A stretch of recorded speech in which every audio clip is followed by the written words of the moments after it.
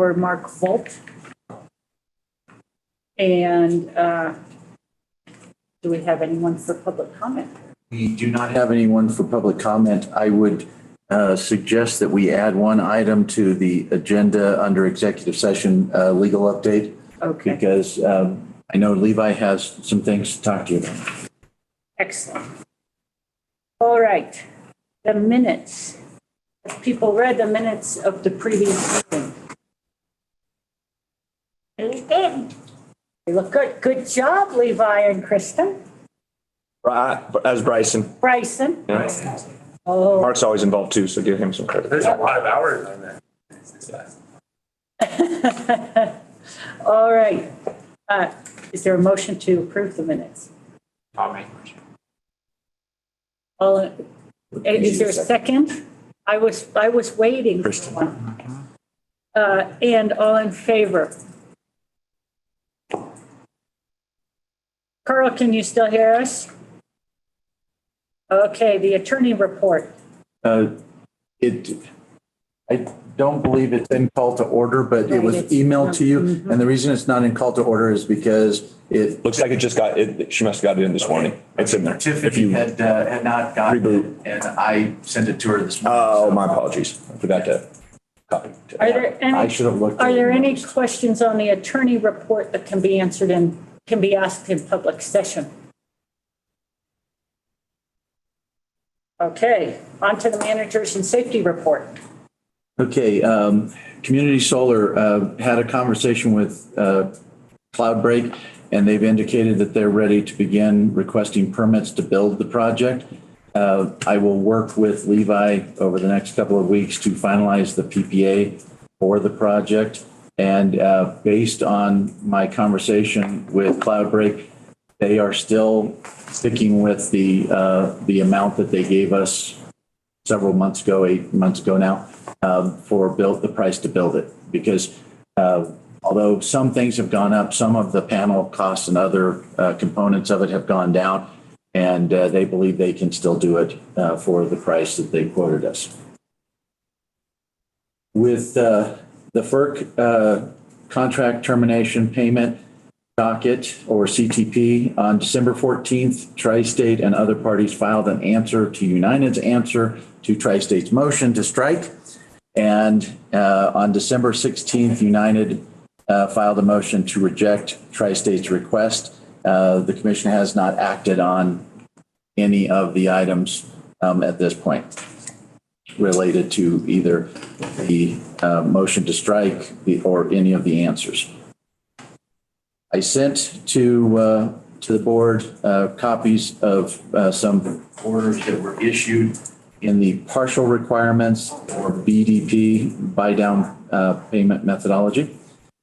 And on December 22nd, FERC issued an order rejecting the contested BDP settlement, which we had anticipated that would be the case. In that order, they indicated because the settlement is contested and cannot be approved under the Trailblazer Pipeline Company methodology, we reject the settlement and remand the proceeding to the Chief Administrative Law Judge to resume hearing procedures.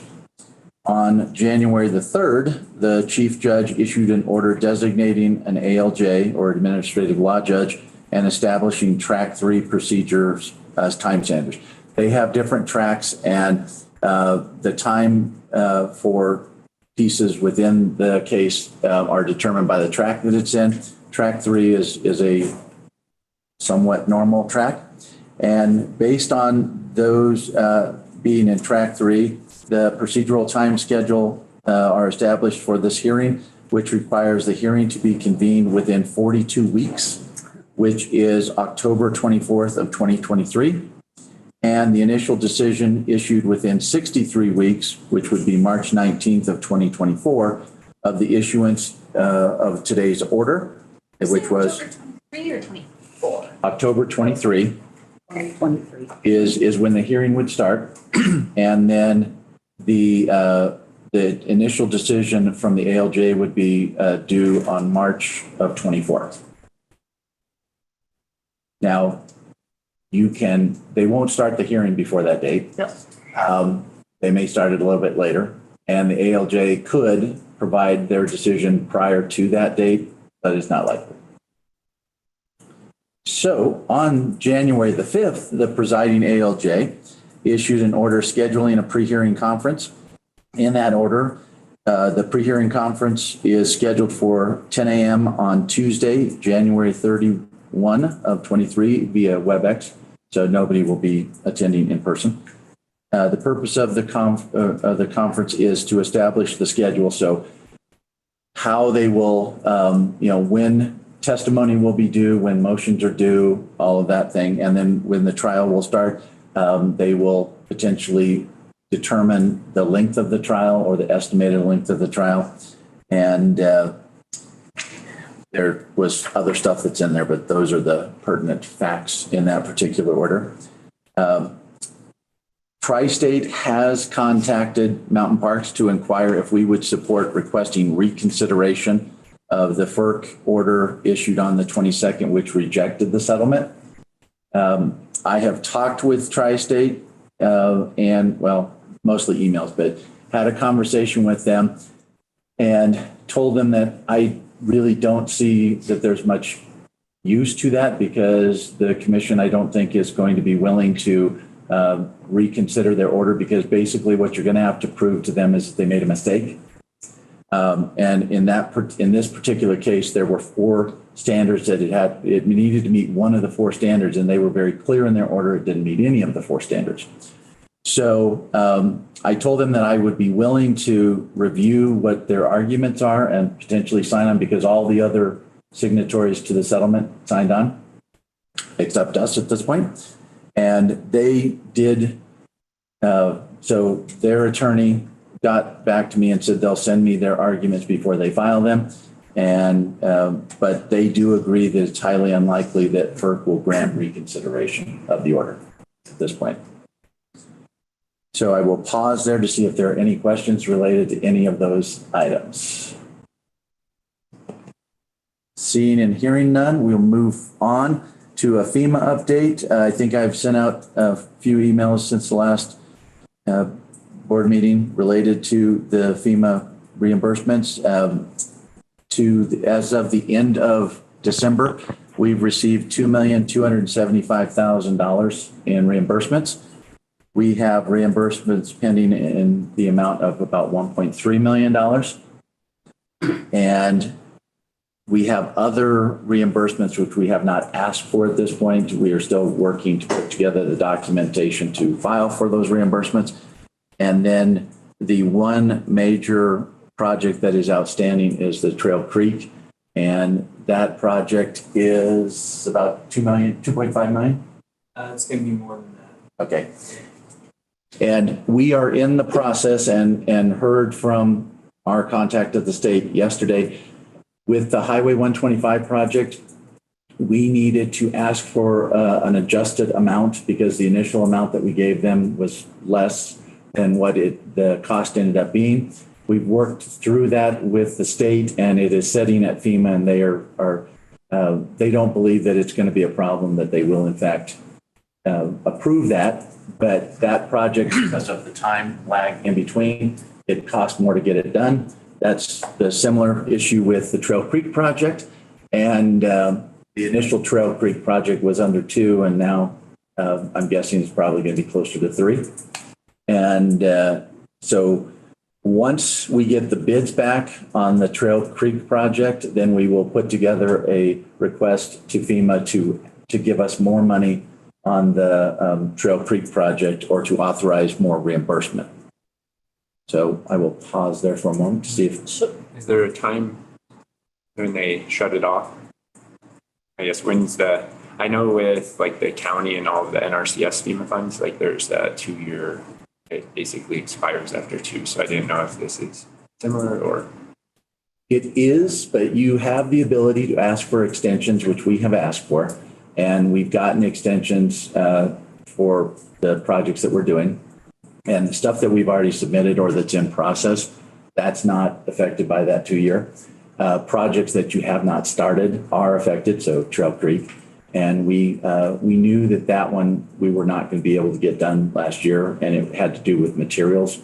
I mean, we could start the project, but we wouldn't be able to finish it because we didn't have a lot of the materials until very late in the year. So we asked for an extension, which they granted. So it should not be a problem as long as we finish it in 23. So, just so I'm clear, the proposal that we got from from Altitude that we will be discussing later is just a portion of that total project cost? So that's the Okay, contractor cost to install. Okay, not the construct equipment. Project, okay, and then you have the material Okay. cost on top of that, so that's okay. where. That's that difference that we're talking about. Okay, Plus. thank you. And that's when I say we're waiting for the pricing to come back. We just recently got the altitude pricing. Right, And so we will then put together that with all of our other costs associated with that project and then send that to FEMA to ask for the increased authorization for that project. Do the altitude crews live up here now, or are they, I mean, they're spending a lot of time, are they commuting every day? Are they hoteling it? They're not. And they're actually, they're just finishing up a couple little things that are pretty much shut down right now. About what percentage are they, is FEMA reimbursed on the ones we've completed? Approximate. About Well, 75%. Yeah, we got 75 because that's the amount that they typically reimburse. Under the infrastructure bill, it took it up to 90, but we are waiting for the feds to actually do their piece of it in order to be able to get the remainder of the 90. So what we've been reimbursed so far Was on that is at 75. But we That's what I recall. I couldn't remember what it was. we will ultimately get 90, I believe. And when, is there a drop dead date? Now the fire's a couple years old, 3 years old. Well, that's what Justin was Yeah, I asking. didn't quite is catch that. That there is typically with FEMA, you have a certain amount of time, and it's about 2 years, in order to put in your request to get money back. You have the ability to ask for extensions if there are extenuating circumstances, which there were in this particular case because of supply chain issues and other things. And basically just having the crews in order to be able to do it. So, and from my experience with FEMA, they are pretty good about giving you the extension if you ask for it. If you don't ask for it, then you potentially have a problem. But if you ask for it, then, and when you ask for the extension, you have to tell them when you expect to complete it. And what we said by December 31 of 23. Are there any more you see going forward that we should be asking for an extension? Yeah, Now? we're past Or that is this 2 pretty years. good? We have pretty much everything in on the projects that, with the exception of 125. We have pretty much all the numbers in. Part of that $1.3 million are two projects that were actually done quite a while ago, but they can only focus on a certain number of things at a time. And so they were working on the 125 because that's under a different process and they're supposed to get the money to us faster. So they were focusing on that. And those two have been sitting there approved, ready to pay, except they haven't punched the button to pay them. And that is about $325,000 of that 1.3. So far, it's going well. It took a long, hard road to get there, but it's going well. The fiber update, we had a conference call with Keller Heckman, which are our fiber attorneys, to review the two drafts we discussed last month, the master communication agreement and the dark fiber lease. In that call, Levi, Joe, myself, talked to the lawyer, went through the documents, and we suggested some potential changes, discussed those, and the lawyer is making changes to the document to get us a document that it incorporates the requested changes that we have. For those that haven't met, Emily Meeks is our new CFO. She started on December the 27th. I will pause to give her a moment to just tell you all about herself in 2 minutes or less. Hi, it's nice to meet all of you. I am originally from the Steamboat Springs area, so used to the Northwest Colorado vibe. I actually grew up I live in Clark, but I went to school in Steamboat. I worked at Yampa Valley Electric for about 5 years. I left there and became the financial controller for Honey Stinger. Some of you may have heard of it. Oh, yeah. Sports nutrition. And then I left to start my own consulting company where I focused on electric cooperatives. I had a few other clients in other industries, but for the most part, all electric cooperatives.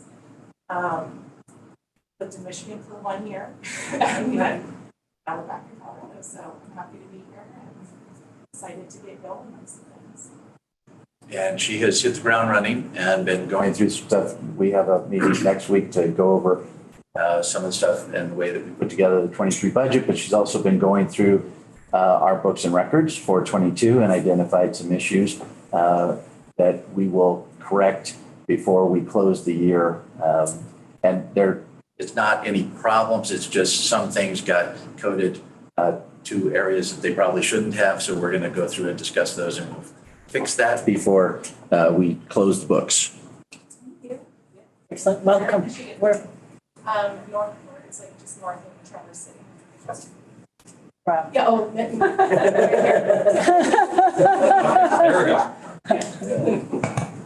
Okay. Last month, we discussed the Tri-State's retirement of capital credits. And on December 15th, we received our capital credit allocation, which was $282,520. And the last item that I have is, That was allocation not refund? well, Or that was a refund? the allocated portion of the retirement. So it was, they Oh, I see what retired. you didn't get a check. Cash. Yeah. No, we actually got. Oh, you cash. took the cash in Yes. 22? Okay. $100 bills. It was small bills, 20s. Truckload. Didn't want it to be traded. Yeah.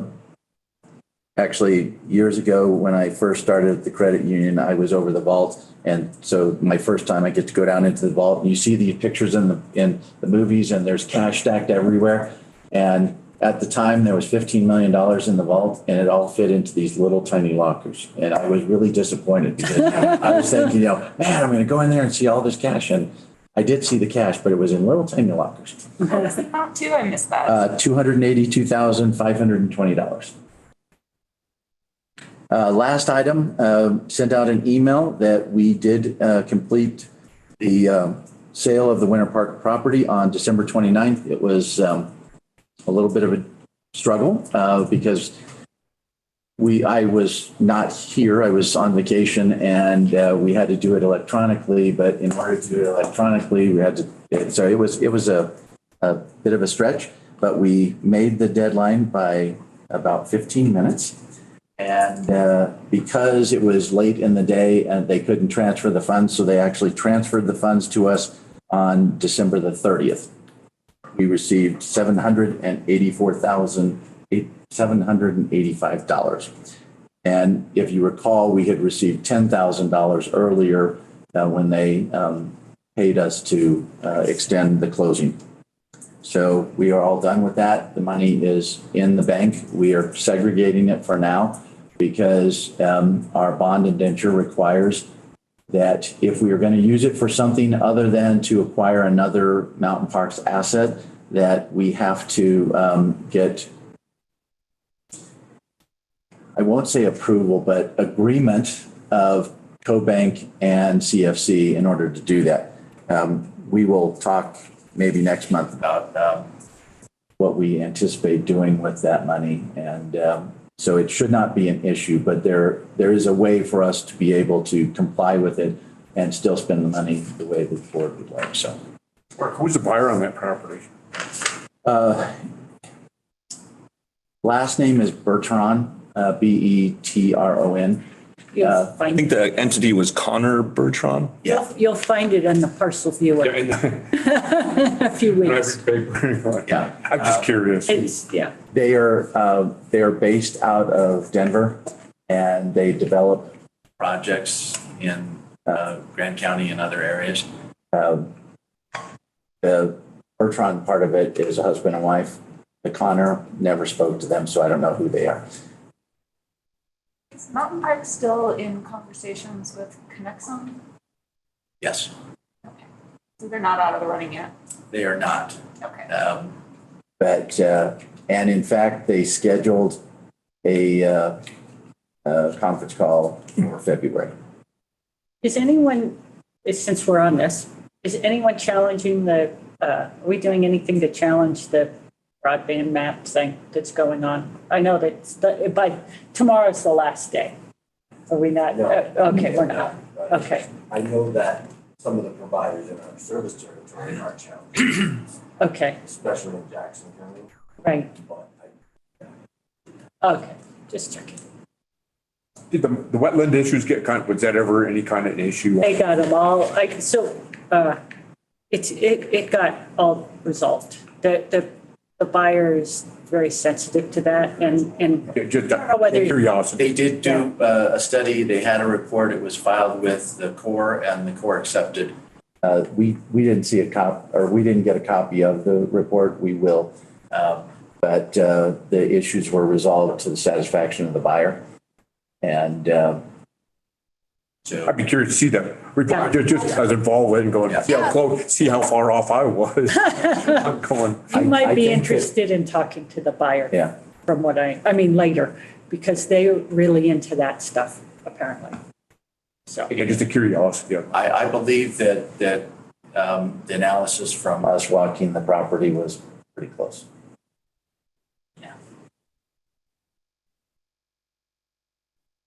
So if there are no other questions, then we can move to the safety report, which is in your packet. And Adam, if you have anything you want to go over. Yeah, I just want to highlight a couple things. Finished the year strong with no major incidents or anything like that. And December was pretty dicey. We had several incidents where vehicles hit power poles, and there's one that's the second slide there. In particular, was there's one out there on between Hot Sulphur here in Granby, and it's in a pretty dicey area. And our guys did a great job. It was down there at the bottom of the hill, really bad road conditions, and took quite a while to get it fixed. But our crews, in conjunction with the DOT and some of the local law enforcement, did a great job of working that scene.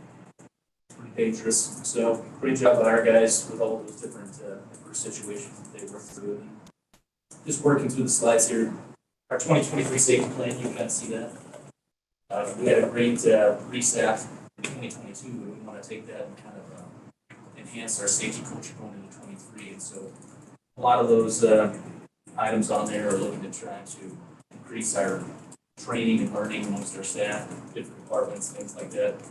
Snowcat training, flagger certification, take the winter driving school coming up in February. So a lot of different things to try to increase the level of safety awareness and culture. And then, anybody have any questions or concerns? just good job, everyone in December. We had a lot of outages and windy, nasty weather, and it was nice to hear everyone get home safely after every incident, so thanks. And cool to see a safety plan. Yeah. Yeah. So we have the roadmap of what you're looking at. Yeah, appreciate it. When's the first aid CPR training? It's going to be in February. CRA is coming in, just Peeler is going to come in and start that. It's going to be for the whole facility. And You wanna if any of the board members want Yeah. to participate, we will send out an email and you can come by and learn how to take care of people. You I just need need a that refresher, probably. every year, yeah. So, It's going to be like the 50 or 60. okay. Is that all MPEI associates? I thought. Yeah, you're an Okay, associate. associate. All right. Anything more on managers and safety report? Any questions? No near misses or anything like that? Don't near misses. Nothing of note. That's one of the things that we are looking to enhance. Actually, we had a discussion about, we have a weekly safety call. But right now, it was mainly focused on linemen and operations and warehouse and stuff like that. But we're actually kind of broadening it out to where we're going every department on that safety call now, every week. They can contribute, whether they have a near miss or a safety share or a safety topic, try to get more involvement in that. Looking to get more near misses and more data to go off of so we can try to get out in front of things and be proactive instead of reactive.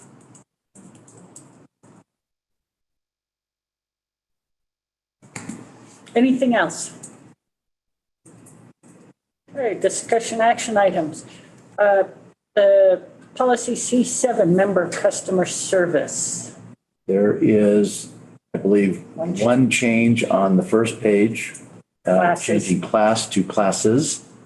Other than that, the policy is as it has been. People reviewed the policy. Any concerns about the policy? Great.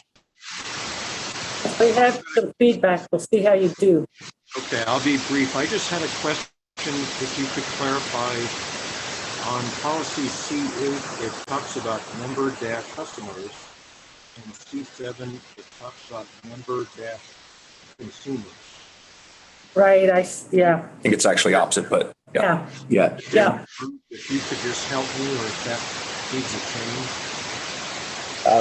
I think the easy answer is that over time, the way that we refer to our owners has changed. We've referred to them as owners. We've referred to them as members. We've referred to them as customers. We've referred to them as member owners, member customers. Consumers. And consumers.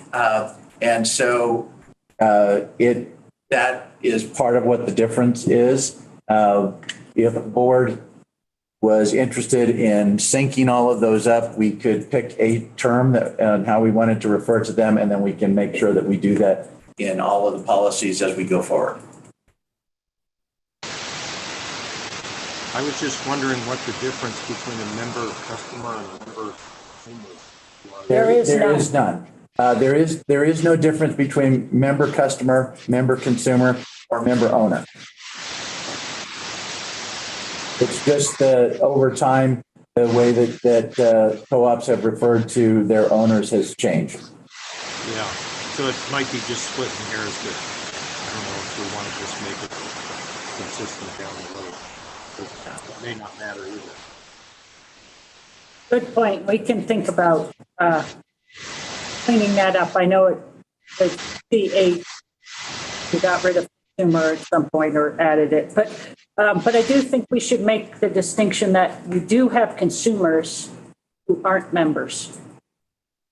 We have people who rent, who use our electricity, who someone else has the meter. They're the member. And so. Only if they're still paying. A renter can be a member if they're paying. Right. No, I know. But I'm saying, I mean, I generally always think of member, anyone who uses our electricity as a member, Yeah. but that's not the case. We have people who consume it who are not members, who may have some interaction with us. And certainly we want consumers to be included, because they're important to us also. Yeah. You could ask them how they identify. It's all modern now. Okay. Are there any other comments about this policy? I'll make a motion. Just, I prepare for approval of C7 and to make it public. You don't need to do that part anymore. okay, Justin has No. moved to make policy has moved to approve policy C7. Is there a second? Kristen seconds it. All in favor? Okay. All right. Thanks, Carl. C8. So C8, the one change on page 1 is member consumer. We added consumer. We could change that to customer because I believe that we changed customer for consumer on that particular page. Yeah. And Because the rest of this, I made that change. The rest of policy C8 consumer. says member consumer, so I just made it consistent within the policy. The C7 has customer. Oh, I missed that one. Well, it has Oh, multiple. C7. Yeah, C7 is always- C7 is all customer. Yeah, Yeah, they're internally consistent now, okay. but not. Yeah, internally, within the policy, they're consistent. And then- And like this would be one where you could make a motion to revise all references to consumer to customer in this one if you wanted to. And that would be something we could easily. But I wonder how many other policies we have that They, reference. probably several. The Yeah, other one. so I don't know whether it's, Yeah. The other change is on page 2, and there were 2 periods, and we removed one of them. all right. Does the board have a preference as trying to make policy C7 and C8 consistent with member, consumer, and customer, or should we just leave it as it is? Craig? I'd say maybe today, since we just leave it as it is and pass it. And then Okay. we kinda Do I have a motion from you? Sure, and then we, at some point, we just make them all consistent. Okay, that sounds good. So yes, motion made. So I have a motion from Craig to approve policy C8. Is there a second? Mark Volt seconds. All in favor? Aye. Thanks, Carl. Okay, we have a request from the Kremling Robotics sponsorship team, or the West Grand High School robotics team. I called Mark about this because I feel like we're getting a lot of small requests. And I think, so just, we'll still discuss this request, but just so that the rest of the board's aware. The board takes $20,000 from the educational trust each year and gives it to the charitable trust and asks them to administer some of these requests. That started when I was very early on, my time on the board. I think we need to have a conversation with the charitable trust about, how they're managing that money. Do they need more money? Do we want to give them more money? What are the expectations that will be used for? So I'm hoping that maybe one or two of us could go to the next charitable trust meeting and have a conversation with them, just let them know that we're interested, because I think that's really the place where some of the smaller asks should flow through rather than this board.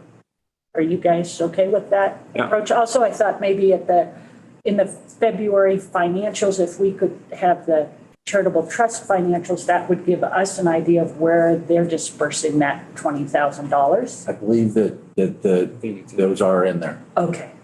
Said that was money from the education fund? Yeah, it's the education. And Mark, you have like 5,000 in your discretionary?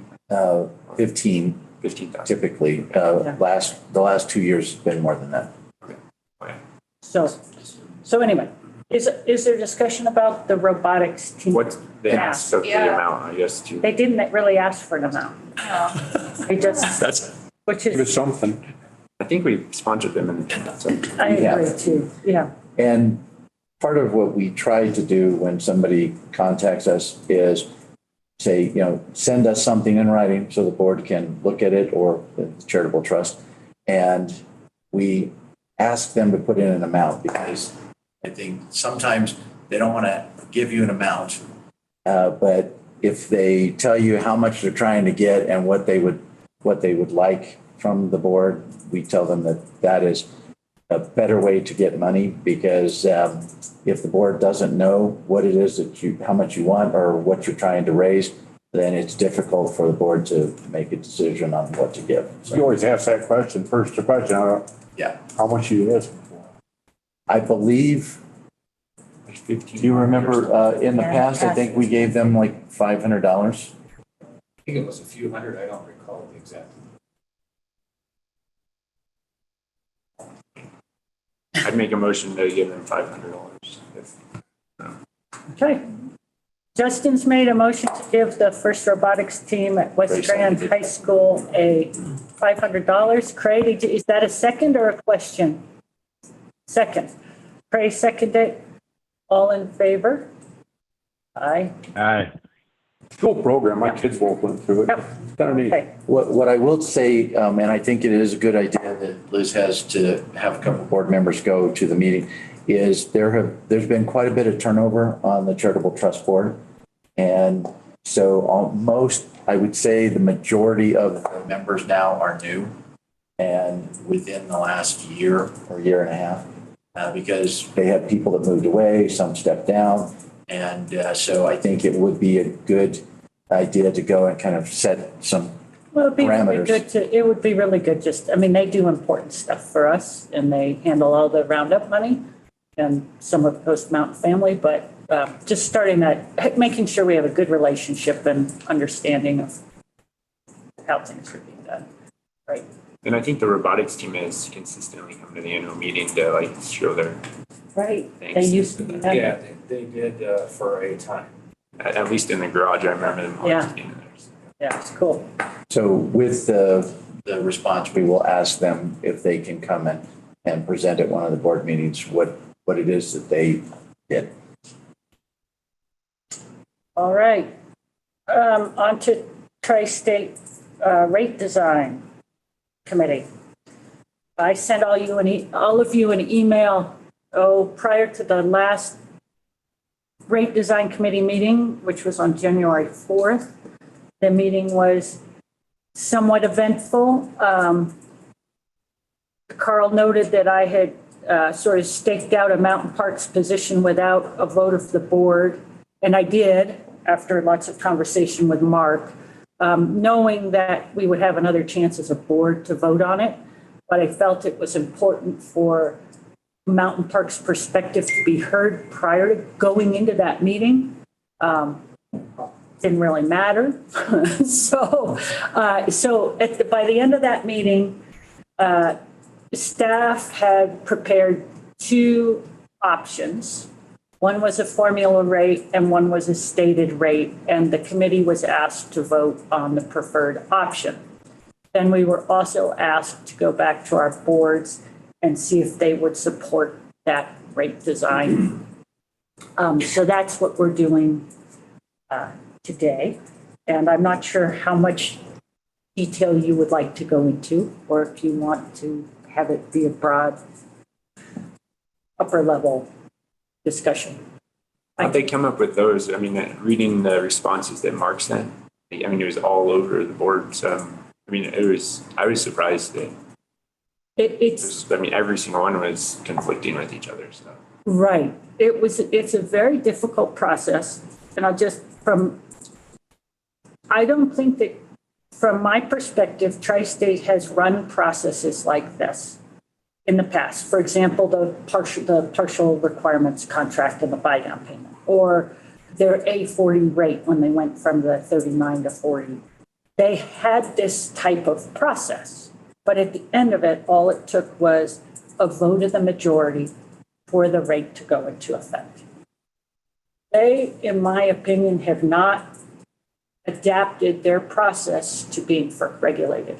If you were an IOU or someone else was FERC regulated, you had to have an expert looking at your costs and your revenues, and you'd be designing a rate that would go through FERC. Tri-State is designing a rate that will hopefully recover their costs and please their members, or not just please them too much. And it's not a good functioning. Similar to the old process, they're trying to design a rate that they can get a majority of the members to be in favor of. Right. And hope FERC agrees with it. Except for that's the problem. And that was my point to the email that we sent, is that my feeling in talking to Mark about this is that because they settled, they had a rate settlement and they agreed to reduce the rates that they're charging all of us, which is kind of a benefit to us. They're not collecting enough revenue. And so that puts them in a tight spot. And they need to change the rates so they can collect adequate revenue. However, and they need it to go through quickly, and they need not to have a refund because they designed a rate that someone can contest. And however, this rate, I don't believe meets that requirement because they have things. So I can go through each one of these things. The postage stamp rate, there was discussion about whether or not it should be a postage stamp rate charges everybody the same wholesale price regardless of. Is that a stated rate? Sorry, you started this off by saying you talked about a formula Right. versus a stated rate. Right, okay, so these are all the things in both rates would have all of these things in them. The formula just rolls over, but, so the postage stamp rate is, you can think of it as a stamp. It takes you anywhere in the country for the same price, or you could think of a license plate rate. The license plate rate might cost you a certain amount to register your car in California, a certain amount in Oklahoma. So, and it has to do with the cost of the states and whatnot. So postage stamp rate was a discussion about whether, for example, people on the eastern side of the interconnect, all those costs are coming from Basin. Those costs are different than Tri-State's costs, but the Tri-State membership in this decided we're going to roll all those costs together and we're going to spread them out equally amongst all the members. So You supported that. yeah, I didn't feel too strongly, but United definitely did not support that because it's not really cost causation. And they also, once Tri-State becomes a part of a market, the postage stamp rate, the costs will change. It'll be nodal pricing, apparently. Mark can talk more about that. The formula is the idea that they do the budget. At the end of the year, there's a true up that if they're under, that money gets collected from us the following. Well, there's lags depending on how they do it. But anyway, they will never, ever, if once this gets accepted, have to worry about volatility. Because they will always be able to, once FERC approves this, they will always be able to come and get a true up from their members. That helps them financially because if their lenders know that they're able to do that, that satisfies their lenders. But once it goes through FERC, it's difficult to roll back. And what's in the rate matters.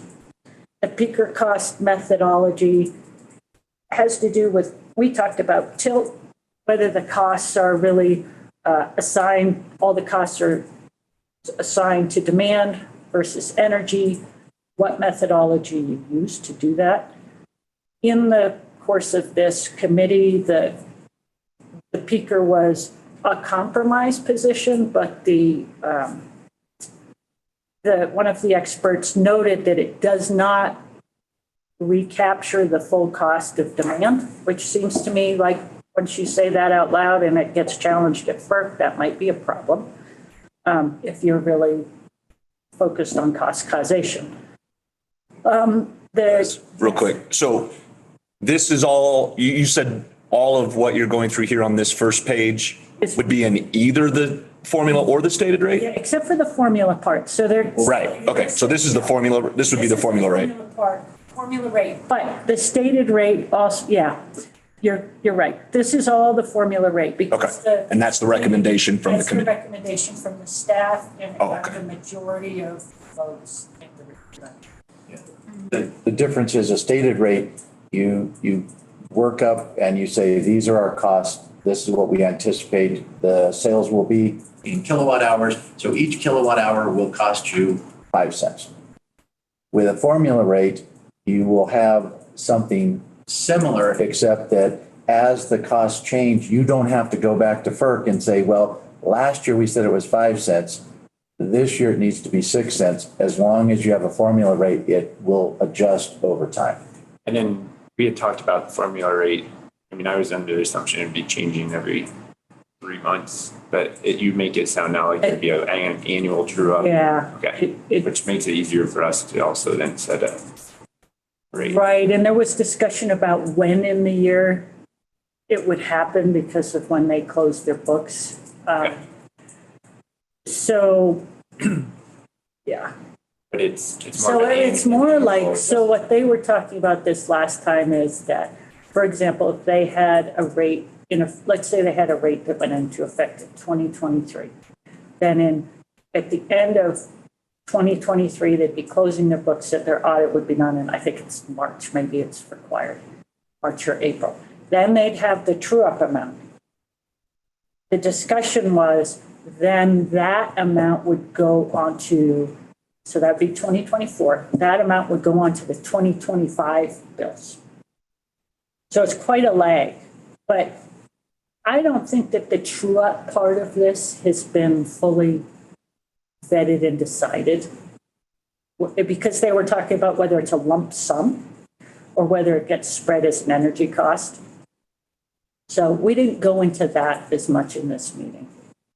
With a typical formula rate, the true-up mechanism, it can be monthly, quarterly, or annual, but you kick it in pretty much as soon as the next year starts. You don't have quite the lag that they are discussing, where it's really the costs are 23, but you start collecting them in 25. My experience has been, we did it on a monthly basis and there might be a 30-day lag, but after that 30 days, then the new rate was set for the new amount. And it could be that you were collecting more or you were getting money back, but the new rate was set and it went into effect fairly quickly. The regulatory lag they're looking at here at 2 years is, I would say, extreme. It would eliminate, there wouldn't be capital credits probably in the future because they try to zero it out, right? Well, this is the next get part. a little bit farther down. So when I sent that email, Mark and I think we all understand that having a formula rate would be beneficial to Tri-State and help their financial stability. However, depending on what you put in that formula rate, it may or may not be acceptable to members. Because if you have a formula rate and you never try to, and it allows you to maybe not try to address cost because you can always collect the revenue, that's a bit of an issue. And so Tri-State in their, you'll see the DSR, I sent in this presentation the debt service ratio slide where they said they'd be down at 0.92 if they didn't use deferred revenue. Their covenants say it needs to be 1.10. So they put 0.05 up above what their covenant says. They decided they needed a goal of 25% equity capital ratio.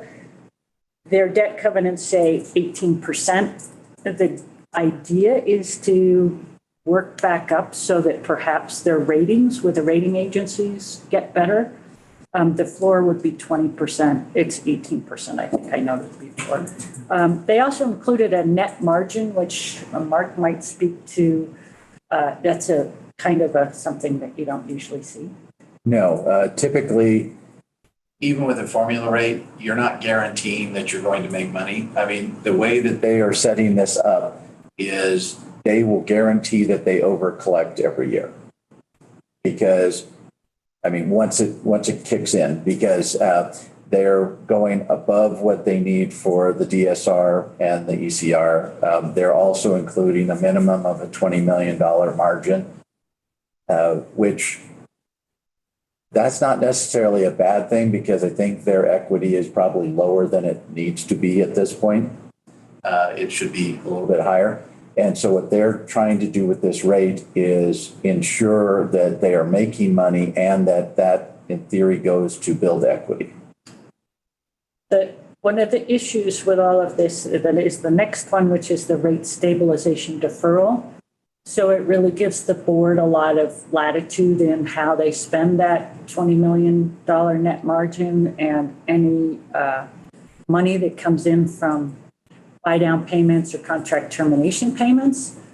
We've seen sort of what's happened to the two payments they've gotten so far. And it's been used, in some ways, it's to the benefit of us all. We've had low rates for the last 2 years, lower rates. They've gone down. But at some point, you have to pay the piper, and the debt hasn't been, as far as I can tell, the debt really hasn't been reduced to that same level.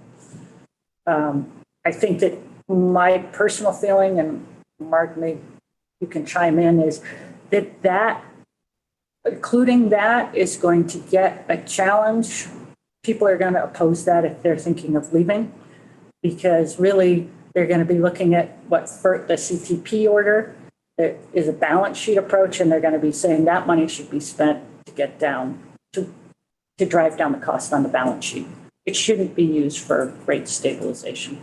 So I think there'll be a strong argument at FERC about that. And realistically, anybody that stays should have a problem with this. Because if somebody was to leave, let's just say a large member co-op of Tri-State was to leave, and that they paid $600 million as a buyout payment. And that money was used to, do something other than reduce future cost. What that does is that shifts the cost. Anybody that stays, at some point, you're going to have the same cost, and it's going to be spread over fewer people. So everybody's going to pay more. Tri-State's main message throughout this entire process was that the remaining members be made whole and that they not have to suffer. If you do this and it's not, those payments, either BDP or CTP, are not used to address future costs by buying down debt, accelerating depreciation on assets, doing a number of things that they can do, then what it does is it will shift cost into the future on the co-ops that remain. The next points are the tri-state peak period and the member coincident peak for generation. So that's how they charge demand. The same with transmission. There was discussion about whether the transmission should follow how FERC prefers to do it for the OAT tariff. The members, it didn't fly. They agreed to unbundled transmission billing, which was something that FERC, the ALJ said they needed to do. They put the member services charge into generation rather than transmission. The tri-state peak period, it was actually shortened to 8 hours, so 1 to 9 rather than 12 to 10. That's what's being recommended. Again, there was discussion about whether or not the costs of the various peaks. We never saw a slide that really indicated when the most expensive costs were for the peak. So there's discussion about whether that peak period is a good cost causation, has a strong cost causation link. And they decided that there would be no direct assignment, even though the ALJ and FERC pretty much requires direct assignment. But they're going to wait until after the ALJ's decision. They filed exceptions to that, and whether they actually, anyway. So that doesn't follow FERC methodology. So given that, we will, as a rate design committee, meet again on February 9th. We will vote on this. It will go to the Tri-State Board on March 1st. That's the plan. The board needs to give 90-day notice, which they will do on March 1st. There was discussion about whether they could notice it before the board took official action on it. And then they'll be able to file this with FERC in June, early June.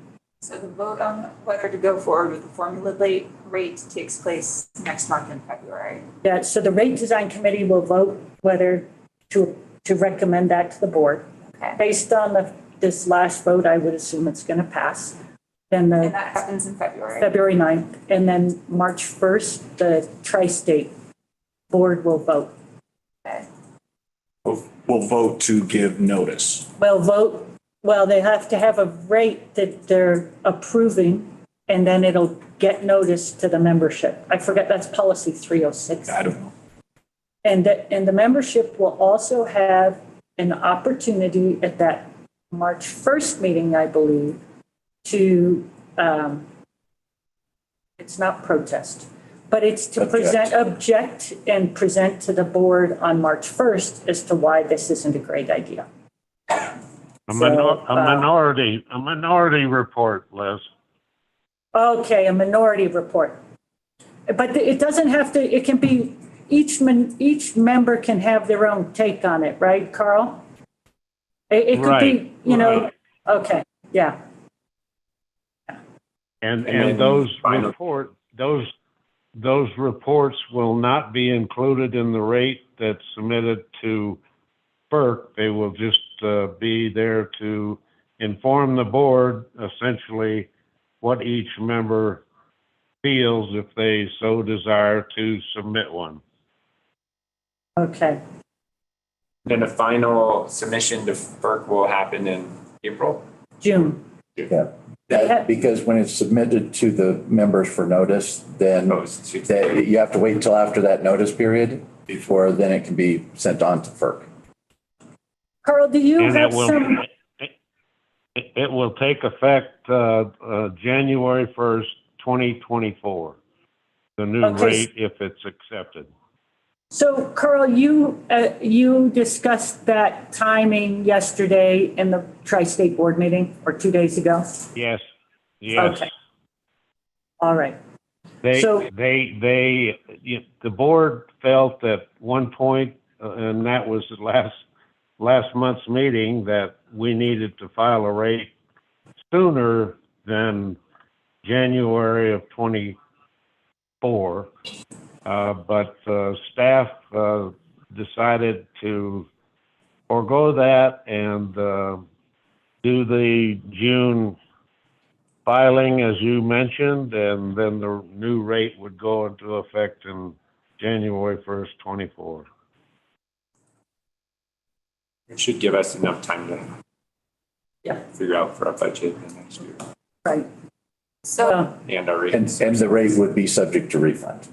Well, it's possible, but highly unlikely, that FERC would just accept it and put it in to place without any kind of hearing. But since I think it's likely there will be objections to it, then it will go through a hearing process. So the rate would be put into effect in January of 24, subject to refund.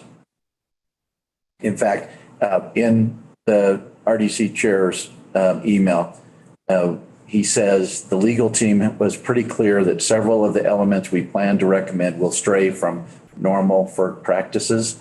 I realize it's an uphill battle educating the FERC staff on how we are different. We should file a rate that the largest majority of the members can support and then make our case.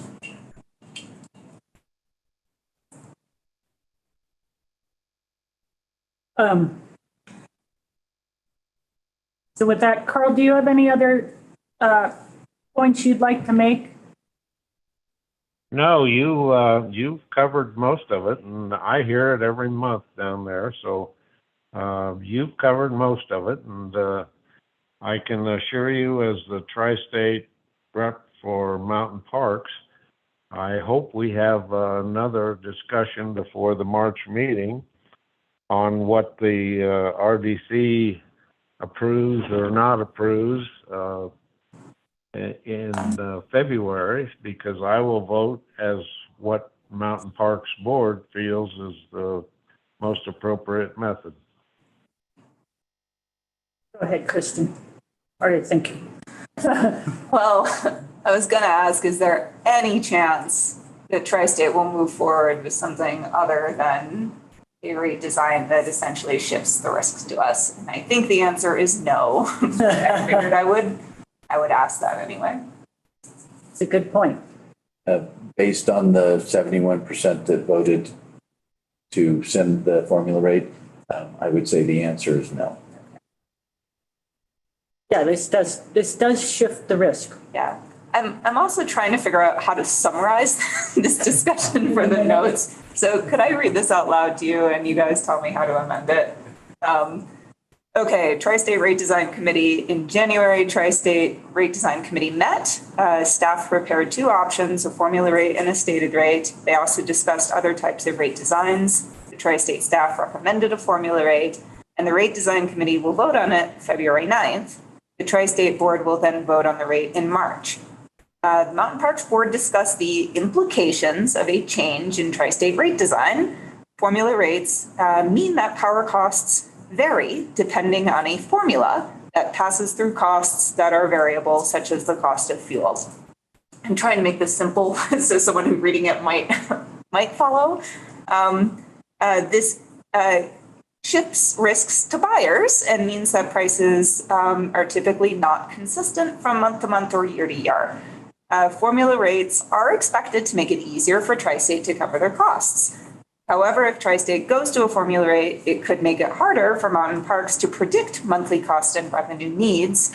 Mountain parks also discuss the implications of Tri-State not applying contract termination payments from exiting members like DNVA and United to reduce debt, which could shift cost to members remaining. Mountain park staff and board have discussed the implication of rate design changes, including the possibility that mountain parks may need to consider developing a formula rate for our customers too, if we remain with Tri-State as a power supplier.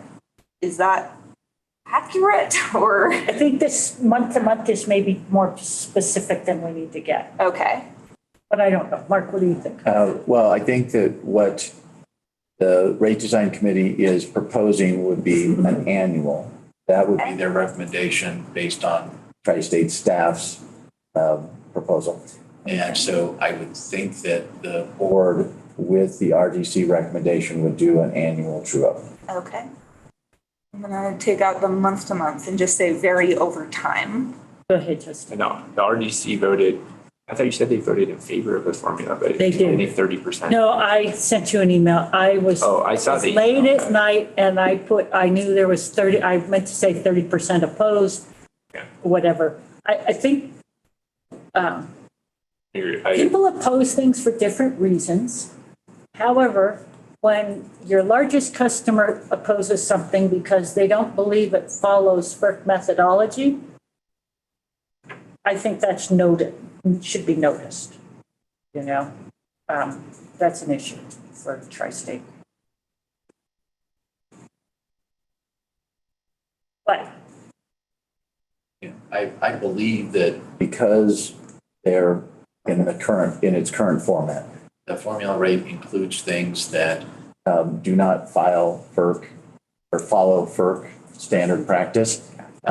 There is a chance that the rate could be rejected by FERC, or it will go through the hearing process and it will be modified by FERC to make it in line with FERC process. Has FERC looked at one of these in the past and decided on something ever? Or is there like a precedence they've? Well, they have looked at formula rates, but typically, as Liz said, they're mostly investor-owned utilities, IOUs, and they know not to stray. And so they put together a formula rate that follows FERC precedent. And then there may be some tweaks as to, okay, we're going to tweak this or that, but it typically will be accepted. If somebody comes in and strays from policy, then there's the potential for it to be rejected, but then there will also be a process, if it goes through hearing, where it would be modified, and it could be modified significantly. I believe that with Tri-State's original filing to FERC, it was rejected. Now, it was rejected more on the basis of the way they filed it was not correct, not necessarily the information that was included in it, because FERC didn't even look at what was included in it. They looked and they said, okay, you should have 10 pages. You only have 9. We're going to reject it. a couple things I would say is that, there's a lot of talk about fighting for the co-op way and educating FERC.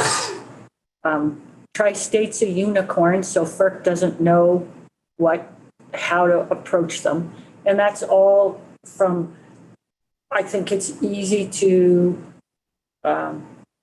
you've done business a certain way for a long time. It's self-reinforcing. You are special. You are Tri-State. You're a very large G&T that operates in a number of states. You chose FERC regulation, and now you're asking FERC that they learn about you and change how they do, they change your standard practices. And I think that's a hard lift personally. And again, I definitely have concerns, when they filed at FERC, the A40 rate was kind of working for them. They had to give back with the 2% and the 4%. They agreed to settle and reduce the rates. And I think we should all ask ourselves why they agreed to do that. Because had that gone through settlement, maybe the refund would have been larger. And they had the money, they had the deferred revenue to go through. So that was a decision they made, but they're in a different place now when they file this rate, so. Well, and I think Carl may be able to address this, but Dwayne, I believe, on a few occasions has indicated that there are other G&Ts like Tri-State that are FERC regulated. And so to suggest that somehow Tri-State is a unicorn and unlike the other G&Ts that are FERC regulated, I don't think it's going to get a whole lot of traction with FERC. So Carl, do you know, I believe Dwayne has said that there are other G&Ts that are FERC regulated. Yeah, there are. Do you recall that? Yeah. Yes, there are, and there are also some that are co-ops like Tri-State, G&Ts that are applying to FERC to be regulated by FERC. So, yes. Basin too now? Basin is yes. So, okay, so let's say in the future, Tri-State, makes this vote and they move to a formula rate. Do you think it'll get challenged at FERC? And Absolutely. Okay. I mean, based so then on the question is what happens after that? Based on the emails that were provided, the responses from other, with like 6, I think, co-ops that are members, they all had issues with something within the formula rate as it's proposed currently. And United, for one, has said if it doesn't meet the FERC standards, they will oppose it. I think Liz was trying to point out in her comments is, do you really want to go down this road? Because there's a potential. And as she said, if you read through those, there are people that are on both sides of it that oppose it for very different reasons. And the Wyoming folks, they oppose it, some of them at least, but for different reasons than what United opposes it. So I think that, as the chair said, there's pretty much 100% chance that somebody is going to oppose it. And so what that means is that FERC can go ahead and accept it subject to refund, and then it will go through the hearing process. So similar to the CTP and BDP processes. So it is potentially 2+ years before they get a decision on the rate. And if it is subject to refund, then that amount, the difference between the current rate and the requested rate, is subject to refund for that entire period plus statutory interest. And there's a chance on that the overall revenue requirement stays the same. They would just essentially, Tri-State would only pay the interest. They would just be shifting money from member to members who lose on what the. No. The way that a rate that is subject to refund works is if the rate is 5 cents and you ask for 6 cents, then the difference is 1 cent. Right. No, but so what I'm saying is, so it's a formula rate. So if they just change the formula, but they don't change the overall amount of money that Tri-State gets, then there wouldn't be any refund, an overall refund. It would be Mountain Parks under the new formula that that FERC approves. You lose, or you lose under the new rate. So money's going from you to the members who.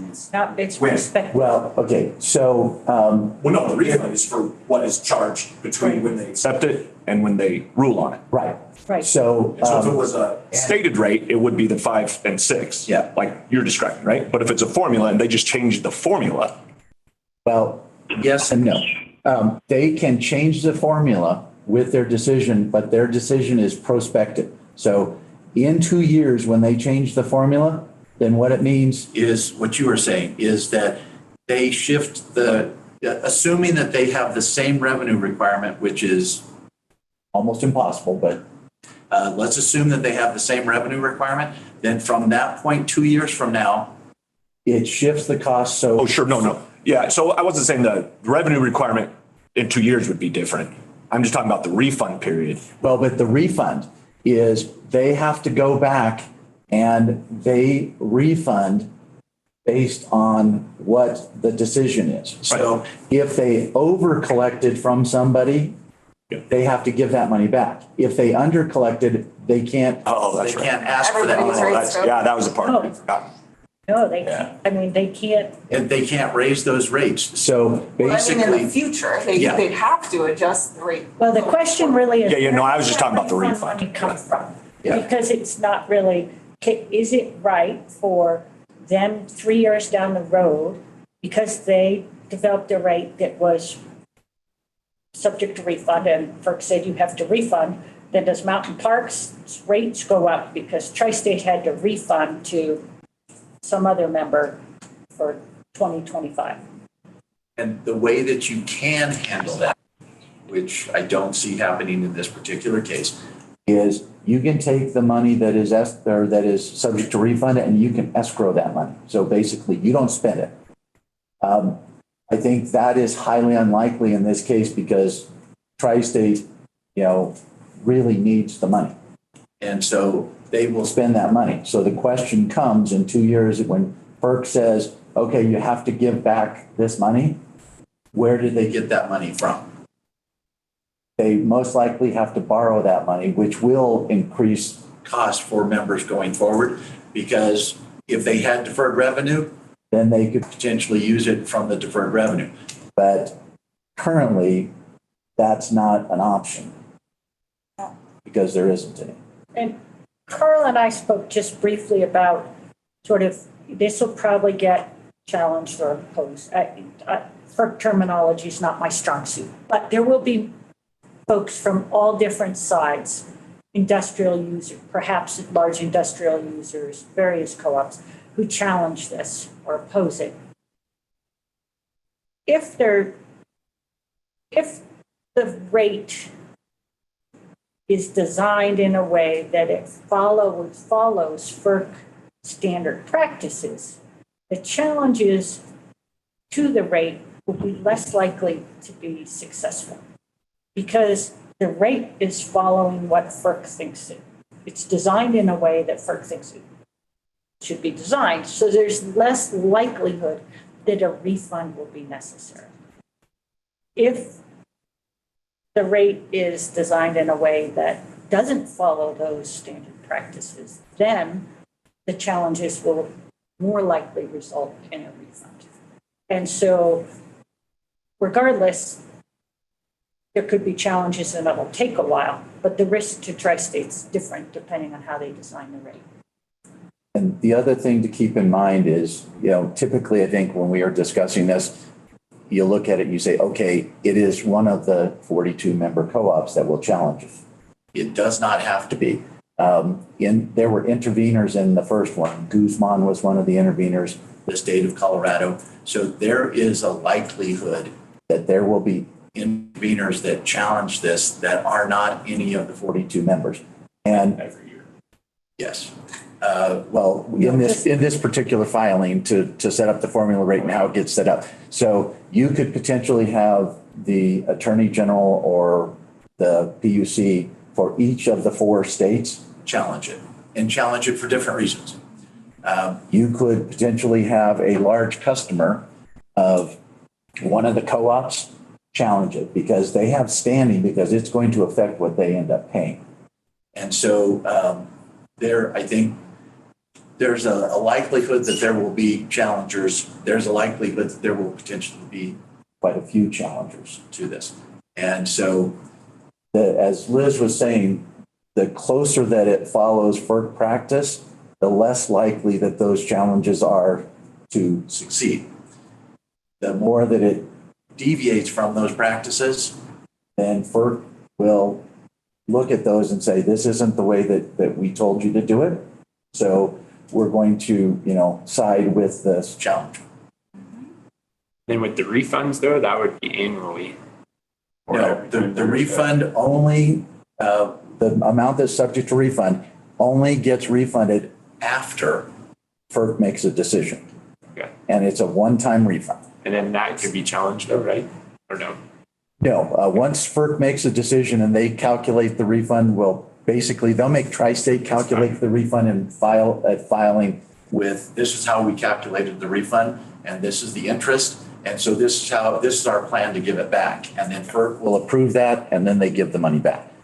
Now, you're talking about the formula piece. Yeah. Is if within the formula that they over collect in a particular year or under collect, that typically will roll into the rate for the next year. But the way that the RDC has talked about this is that there would potentially be some discretion of the board. So if they over collected and the board said, well, yes, we over collected, but we really need that to build equity, then they might not give that money that they over collected back. That I think is one of the major points that FERC will have a problem with, because when you set, the reason you have a formula rate is to make sure that you collect what you need. And so if you over collect, you have to give the money back. If you under collect, then you can put it into the next year rate and collect it. But that's not the way that the current proposal is set up. Mark, this is Carl. Can you hear me? Yes. I have a question for Liz, and I hate to backtrack a little bit, but you wrote in your email about not trying to educate FERC on the co-op way. What I'm curious about is, when do you think that should happen? Because it looks to me like FERC is moving into a new area here with a lot of co-op G&Ts, et cetera, applying to FERC for regulation. When do you feel you stated that you didn't think it was appropriate at this point in time to start educating FERC on the co-op way, to just accept their past methodology. When do you feel it's appropriate to start educating them? Well, when I hear people say that another party needs to be educated, I think of that other party sitting there in their office saying the same thing about the other party. So that's just, I see a little cartoon in my head on that. But I will say this, Carl, if Tri-State were going into FERC, just like you guys talked in probably your December meeting, that Tri-State's thin in 2023, you felt a need to maybe try to get this rate in effect earlier rather than later because of Tri-State's financial conditions. I think that other co-ops who are in strong financial conditions, or Tri-State, I don't know, but the risk to trying to educate FERC and fight for the co-op way could come at a great cost to Tri-State. And so I don't know when you do it. Explain, educate them. Yeah, to have them change their practices. And basically treat co-ops differently than they treat IOUs. I think about this a little bit like someone who wants to annex their property into a town. and they annex their property into a town because there's certain benefits you get. And then they tell the town, I don't want to follow your standard practice. And I think that's, that's hard. It's a huge federal agency. And maybe they'll be educated, but the risk is really big. Mark, you've been a Fed before, so have I. You've been a Fed before. My impression is that federal agents are extraordinarily unlikely to make any special exemptions for anyone where there are, written rules involved, because nobody wants to get hammered for not following the rules. Be extremely slow moving train if it did. Yeah. My experience. Yeah. Well, and I guess, Carl, a little bit in response to your question is, since there are G&Ts that are co-ops that are currently regulated by FERC, if somebody was going to educate them that they needed to do it differently than they do with the IOUs, I think that would have already happened, or they would have made an attempt to do that. In Tri-State's case, they chose to be regulated. Now, there would come a time in the future where they would have become regulated with the growth of United, but they chose to be regulated. And so they accepted the way that FERC does things in choosing to be regulated. And so to come back after the fact and say, well, we wanted to be regulated, but we want to be regulated the way we want to be, as opposed to the way that you do it, I think is just not a winning argument with FERC. And as Liz said, if Tri-State was in a really solid financial position and they could go 2 years, 5 years, and it wouldn't matter, then you might try to educate.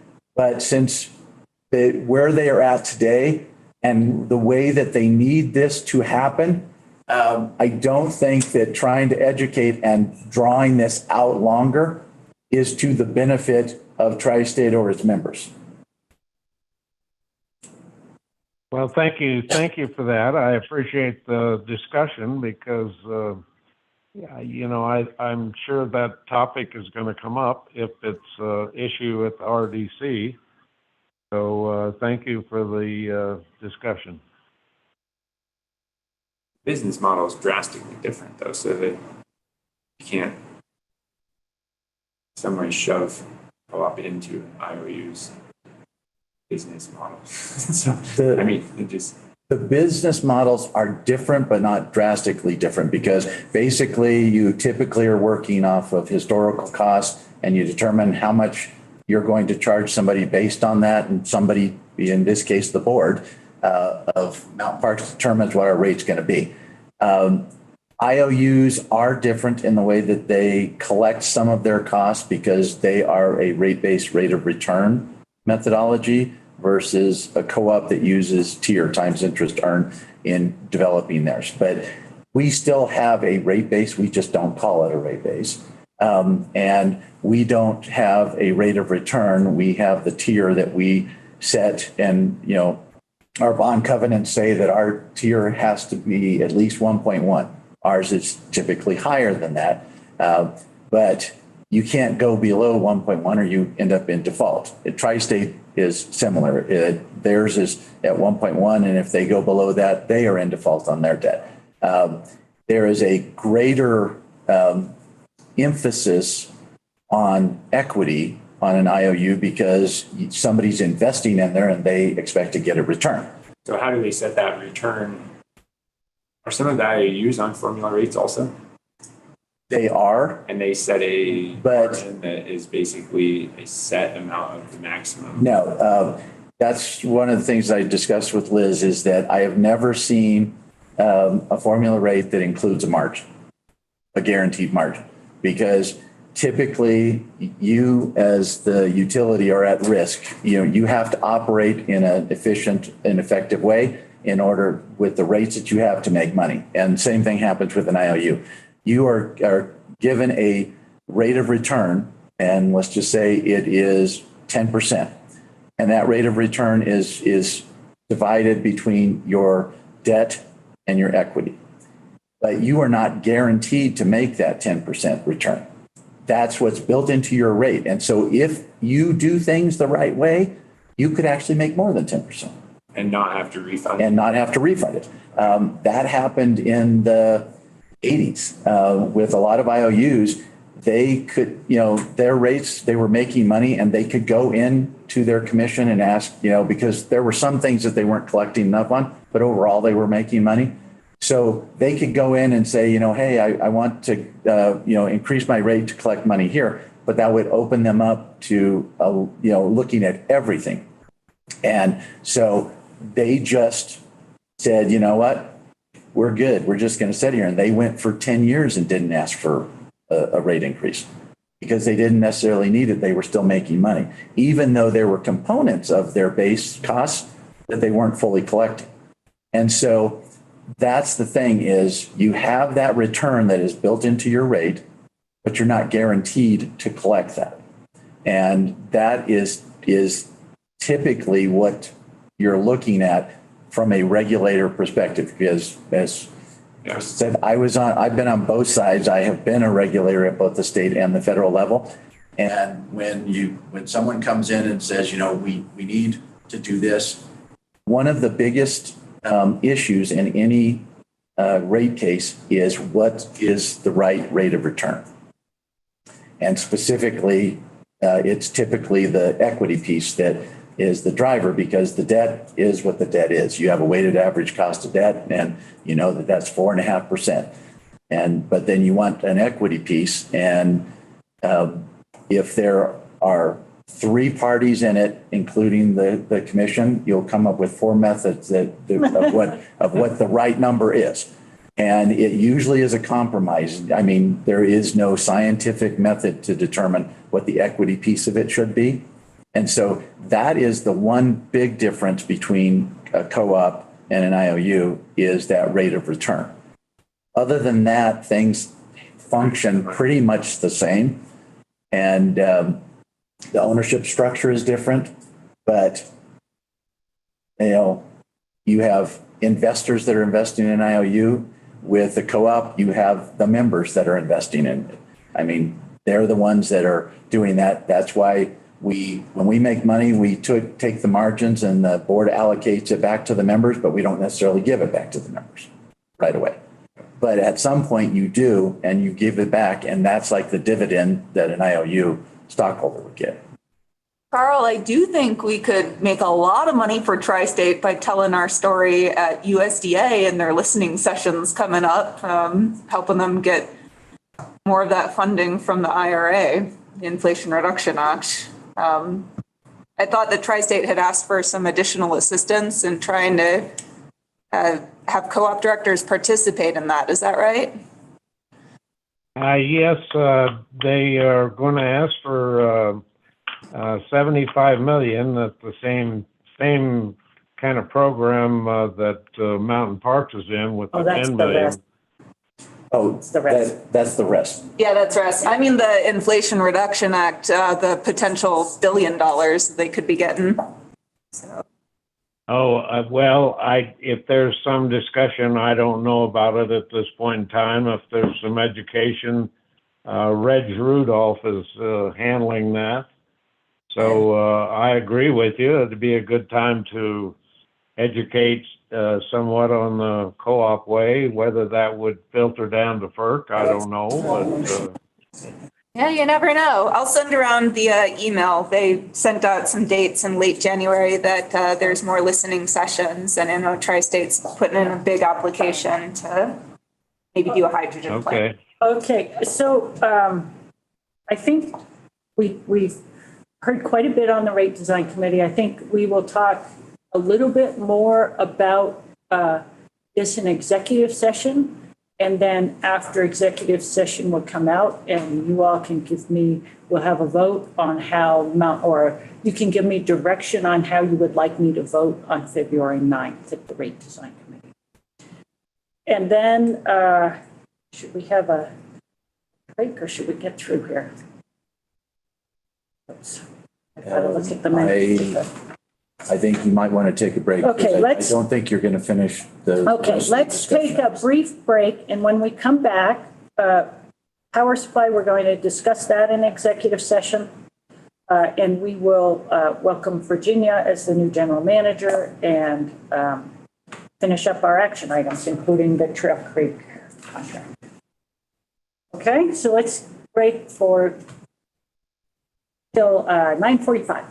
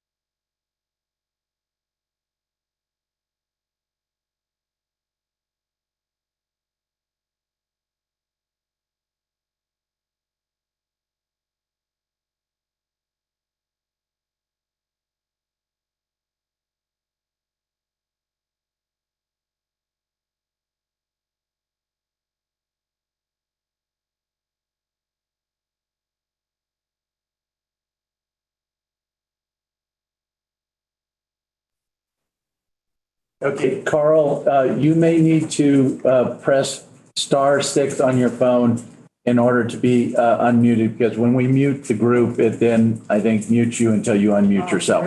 All good. Okay, good. I did it. Okay. Thank you. All right, we're back to new general manager. I'd like to welcome Virginia. She's attending virtually. Hi, Virginia. Want to recognize, just because Virginia's attending, I also want to recognize Mark's many accomplishments over his years here. The board, Mark and Virginia are all ensuring that there will be a smooth and successful transition. So nice to see you on the meeting, Virginia. We're glad you're here. Hope you had a nice holiday.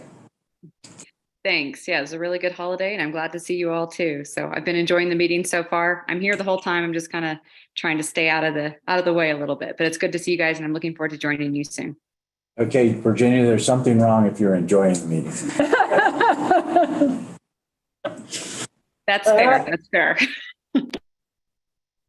Okay, the next, we are on to the District 6 vacancy, and I should have pulled up my call to order.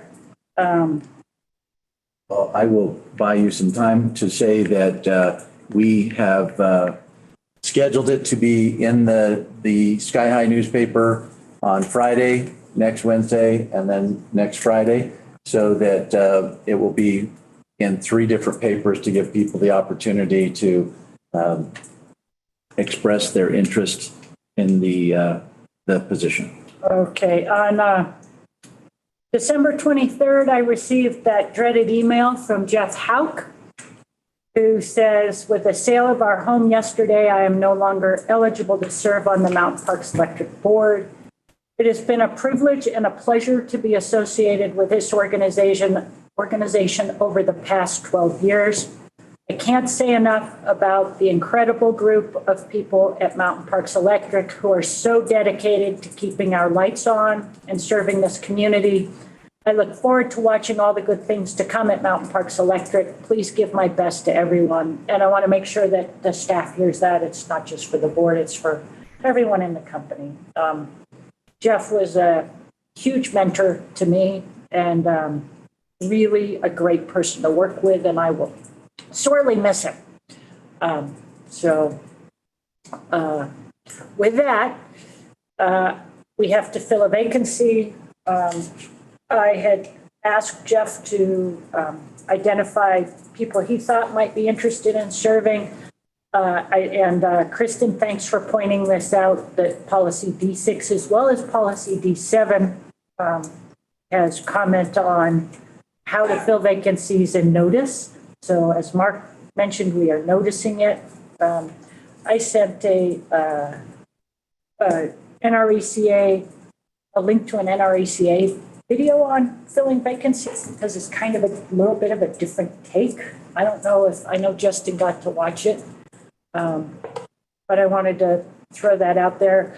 We have a policy that we may establish a committee. It's never been used since I've been on the board, and Carl pointed that out. It was always advertised, and then the board sort of selected based on, interviews. The people submitted letters of interest, and then we would do interviews. My thought on this process might be that depending on how many letters of interest we get, we have a small committee, perhaps with Jeff on it and Justin, if you're willing to serve, to sort of pick maybe 2 or 3 or 4 people the board would want to interview if we get 15 letters of interest. So would you be willing to do that? And what do people think about that process?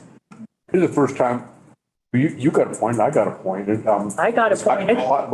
That's how we got on, but we were the only ones, it seemed like. They wouldn't. No, Were you? No, we definitely had lots You of, had, yeah. just on mine. Well, I think there's 4 or 5 when Yeah. we had 2 people, yeah, We did somebody else too. yeah, Peggy. Peggy. Yeah, I remember Peggy. Yeah. And we had we had a full day of interviewing when Peggy, and I think we had a pretty full day when you were on too. So anyway, the point that NRE, that video made was sort of thinking beyond just someone to represent the district, but thinking about what needs the board and the organization have as you select it. So, do you have anything, comments about the? No, I mean, it did say 33% of all co-op boards of directors are appointed usually. And it gives you an opportunity as a board to, recommend people that would fit well to add to your board or things like that. So if you know anyone that's in the Green Lake area that would be valuable, they may not know about the position or have an interest until they're, hey, you should think about applying for this. So. Right. When is District 5 up in the regular cycle? This year was Jeff was reelected. Okay, so it's like. That was my question too. He's got 3.5 years. Yeah. So 26? 3 years and change. Yeah, by the time we do it, probably 3 in May. So if any, or if there's any staff that knows anyone that is in the area, I know a few folks still live up there. I know some previous places there. Ray or Carl, do you have any thoughts on this? Ray?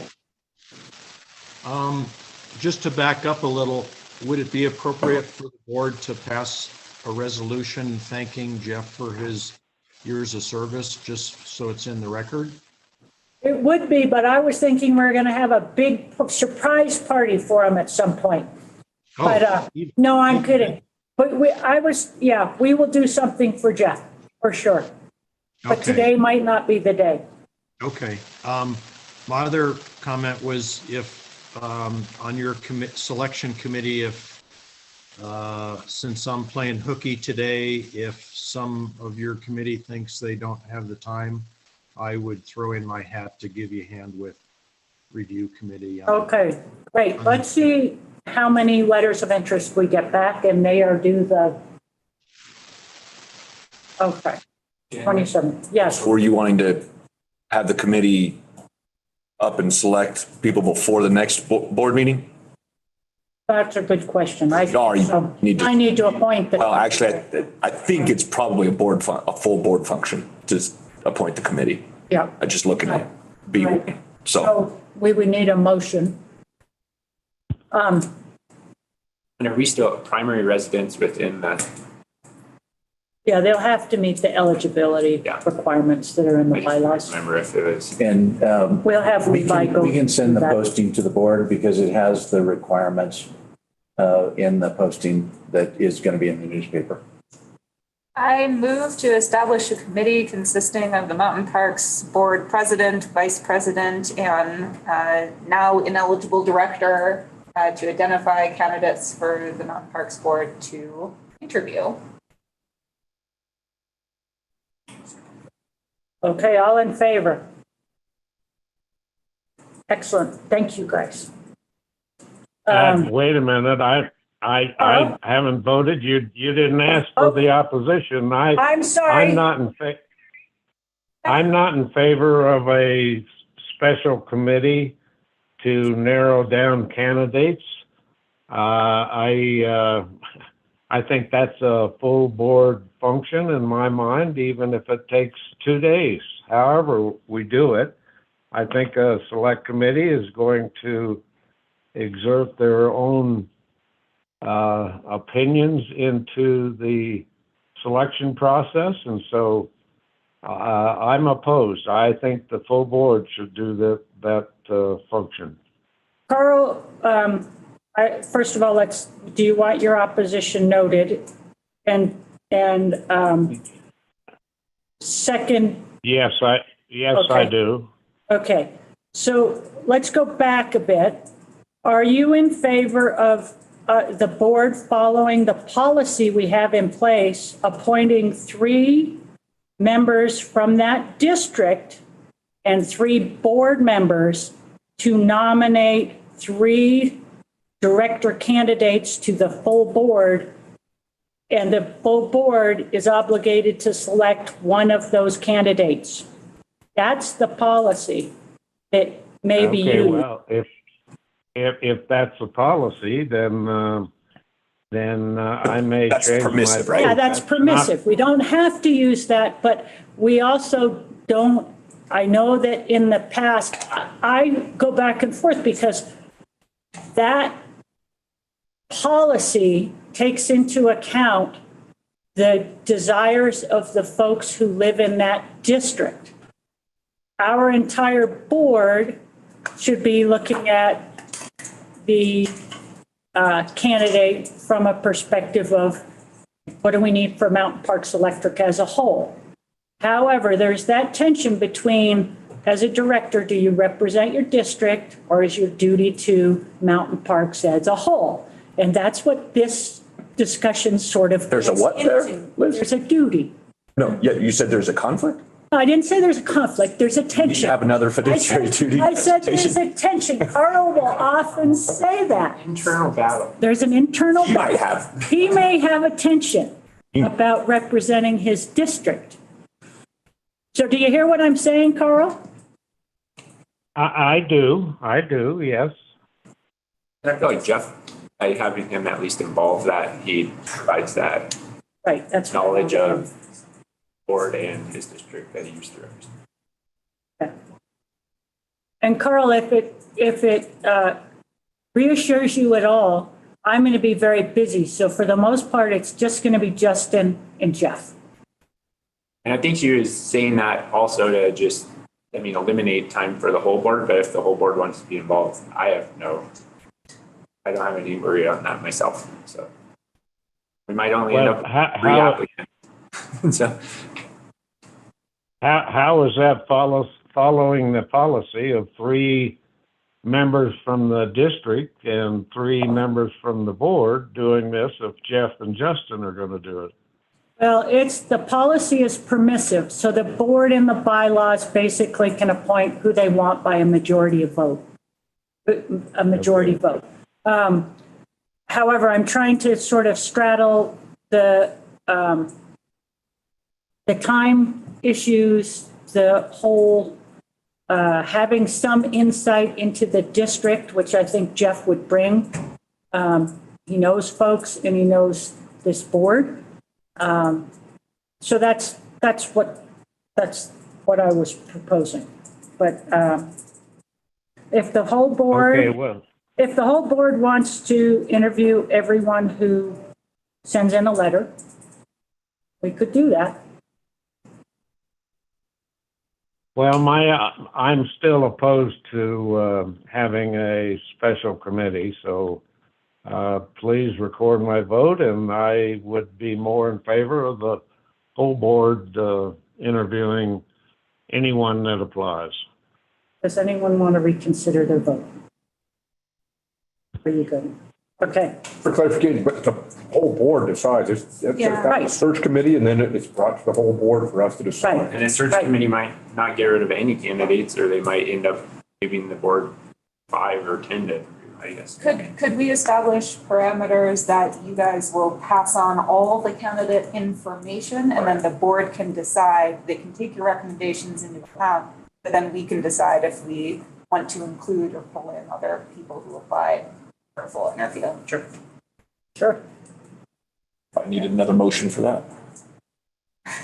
All right. You can only do what the order We says. never should have taken a break. Can we all right. a cursory look at? So right now, I had the motion as To establish to establish a committee. committee consisting of the president, vice president, and Jeff Howe to identify candidates for the board of directors to interview. Yeah. Based on the letters of You interest. can't amend that. Right, yeah, it'd be a new motion, just creating more guidelines for this newly Yeah. created committee. I further move that said committee shall provide the names and resumes of all interviewees and the board, along with candidates, along with recommended candidates for full interview, and the board shall select final candidates to interview. Okay, just the only change would be instead of resumes, I think letter of interest. Okay. Because we haven't asked for resumes. Said committee we shall provide We interviewed for Peggy's, there's a few we could have probably eliminated. For sure. There's settlers. along with recommended candidates for full board interview, and the board shall select final interview candidates, for final candidates to interview.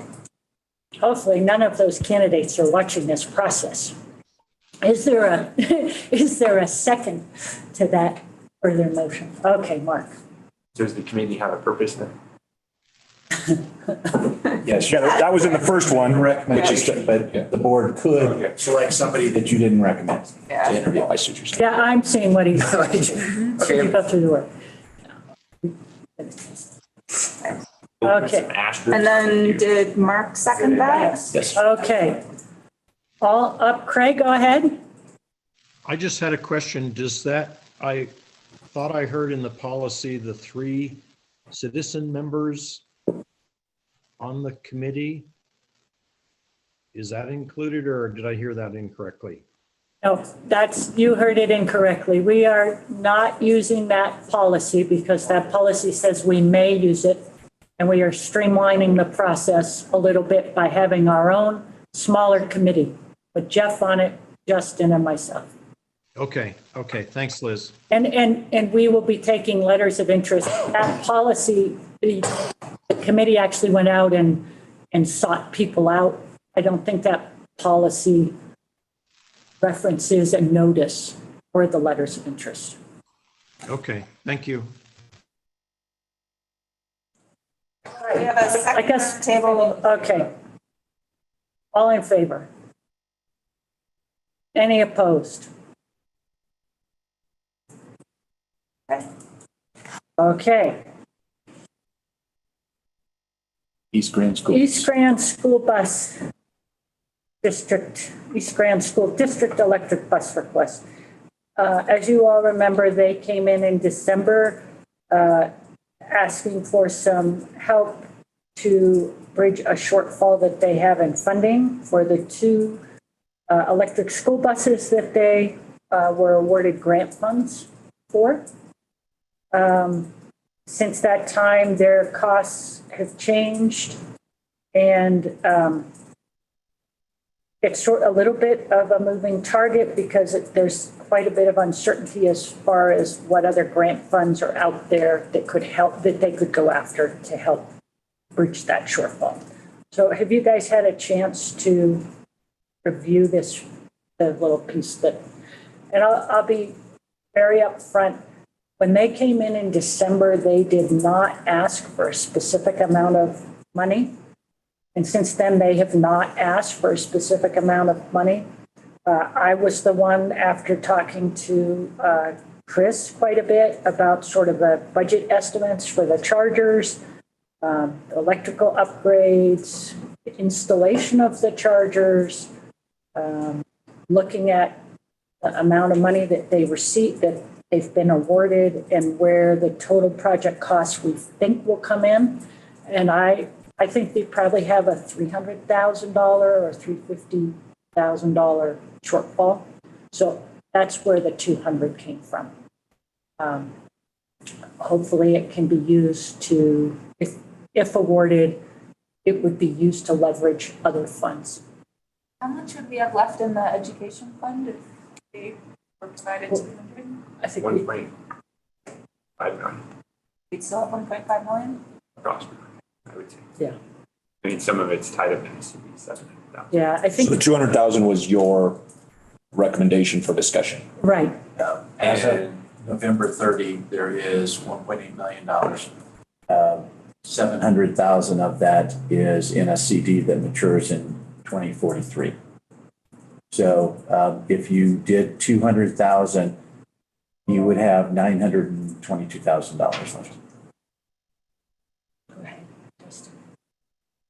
With this grant, are they required to scrap 2 of their diesel buses like the last one?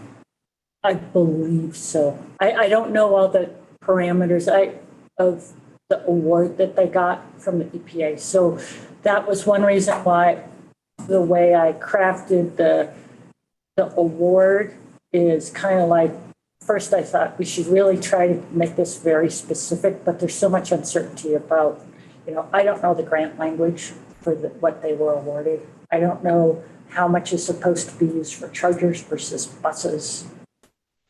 We don't know what the state is going to, I've been in touch with the state on the charge ahead grants and whether or not this project's eligible, and there's some different things. So yeah.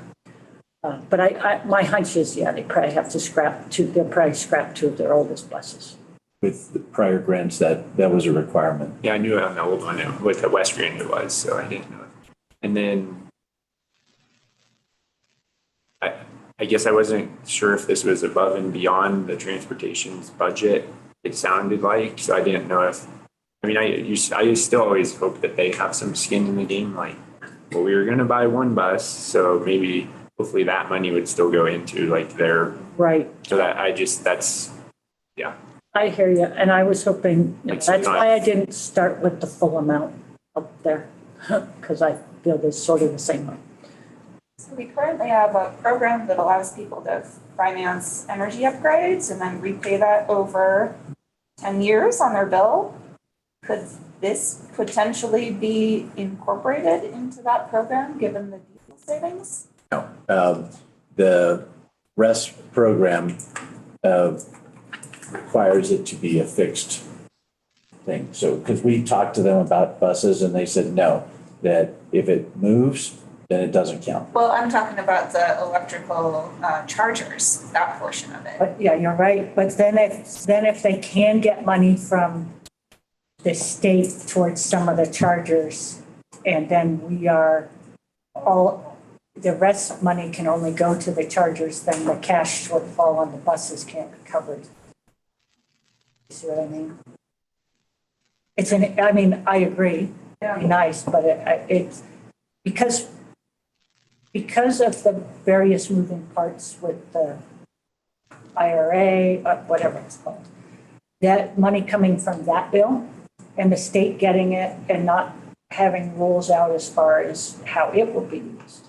Charge Ahead program, which has money for fleet charging, but only for level 2. Could we get the level 2 money if we put a level 3 in? It doesn't fit the little box. There's just a lot of.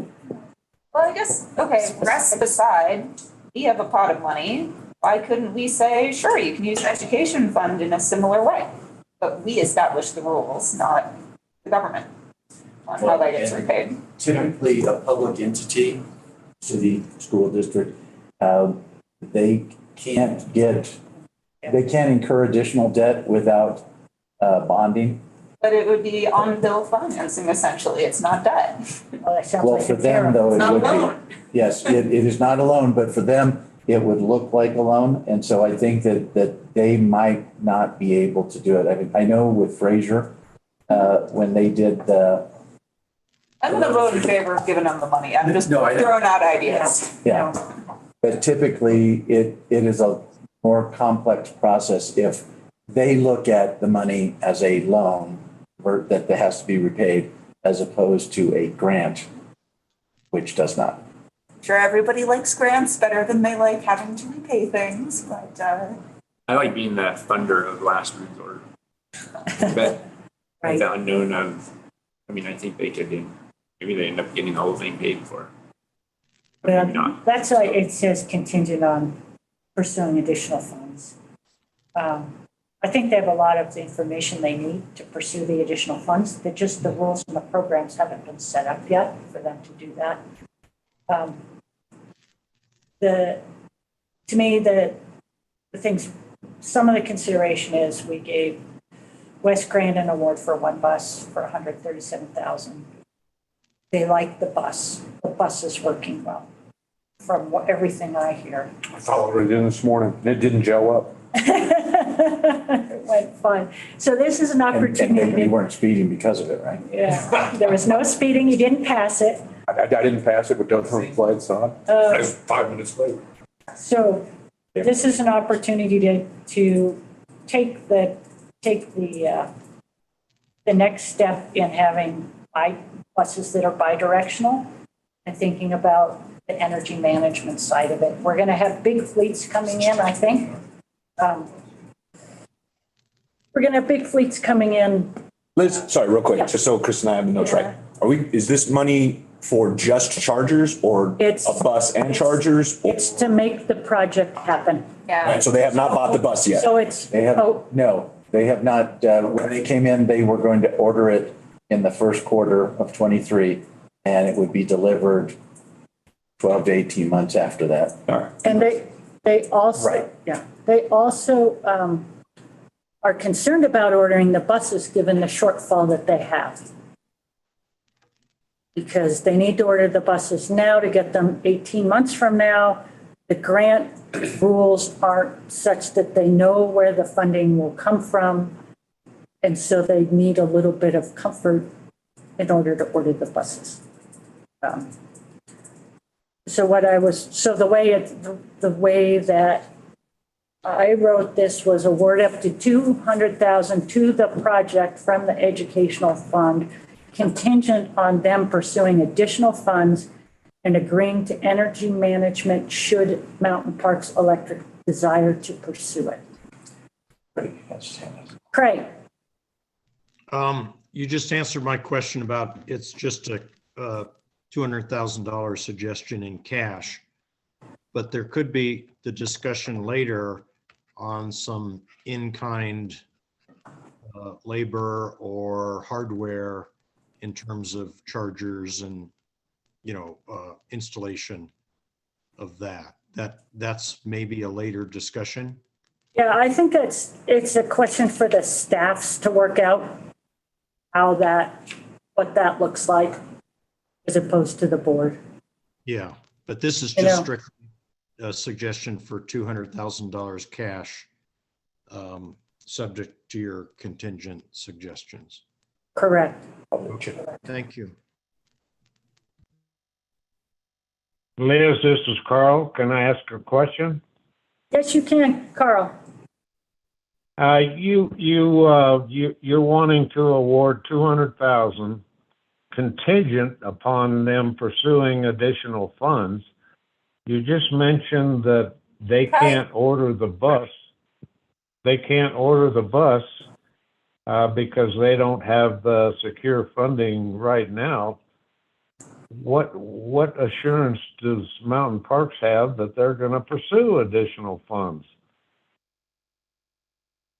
Well, it seems like if they want to get this $200,000, they're going to have to pursue additional funds.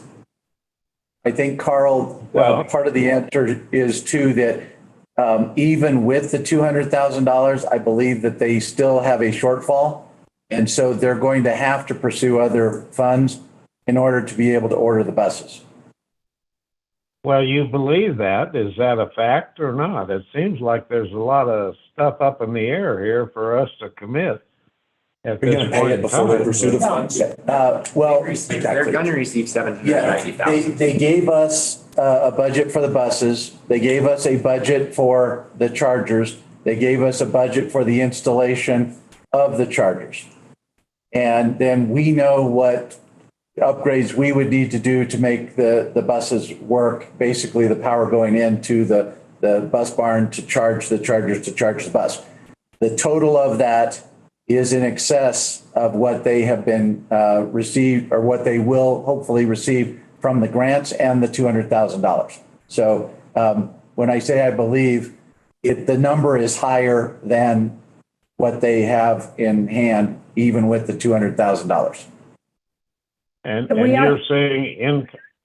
you're saying in kind that we would put in the transformer, et cetera, so that No. we could use it for energy management? And is that included in the 200? We have not offered that to them at this point. But what Liz's motion or what Liz's proposal would do would be to give them up to $200,000 to acquire the buses, the chargers, and have the chargers installed? Well, I think there's too much up in the air for me to accept this. I would go with the, what we gave West Grand, to equalize what we're doing to each, school district. But going beyond that, I would not be in favor of. Carl, I might adopt your proposal a little bit, but propose a modification. So what if I moved to provide $137,000 towards the electric school buses and electrical updates, plus up to an additional $63,000 contingent on the school obtaining at least $63,000 in matching funds for a total Mountain Parks contribution of up to $200,000. That sounds acceptable, better than Liz's proposal, so I would be in favor of that. So moved. Is there a second? Is there discussion? Or discussion? Second. Well, I need a, okay, Carl seconded. Okay, is there discussion? What did you, so from what I read, there's $220,000 shortfall. Did you figure it's more than that now? It may be more than that now. Even though they Because of said the that they install. think the bus is $100,000 more up here. Yeah, I think that they got what, they got a total of 790,000. Yeah, In that is, 220,000 charging station. charging. So their buses, they priced it 375 and the buses are 465 now. And the charging stations, they said are additional, are $40,000 each, so. Yeah, well, the charging stations now are, I think the last budget that we looked at were 45. And the way the routes run and the way the buses need to be charged during the cold weather, they need to charge them faster during the morning and afternoon route. So, and then the other thing is those are bi-directional, unlike probably what was. Go ahead, Craig. Just two things came to mind is we need to remember that this is 2 buses in the program and the West Grand was 1 bus. But I can see the logic of Carl's suggestion and Kristen's. And I think just to make numbers easier, costs have gone up, that maybe instead of 137 and 63, we go that route, and maybe we do 150 and 50,000 if we're going to step it, just to, because $137,000 is not the same today as what it was a few years ago. So if we go that route, I'd say 150 and 50, or we recognize that these are 2 buses, not 1. And I think I tend a little more towards just a flat amount of the 200, but I'd also be fine with 150 and 50. Is there appetite to amend the motion? I would amend it if board looked like they were going to move in favor to 150-50 to adjust for inflation. Carl? Yes, You seconded it, I think. Yeah. Are you okay with 150-50? As opposed to, I would accept that, and I appreciate Craig bringing that point up, so thank you. okay, so can Rob, you, did your, just one more. Yeah. Did your department, you and Chris, help with their initial application again on this in any capacity? Chris may have provided some costs for them and had a discussion, but no, we did not work with them. Okay. I'd like something in there that has, I still feel like they can still potentially come up with the funding. Yeah, so yeah, I don't know how to how to work like, it so there's the that, money, it's yeah. like, oh, we won't even try for another grant. So, I don't know. Well, they're going to have to try for another The way grant. that it was worded was contingent on the school providing or obtaining. So they get the 150, but if they want the additional 50, they've got to prove to us that they've put skin in the game. Yeah. All right. Would you like to make a new motion to that effect? Or- No, you're Okay.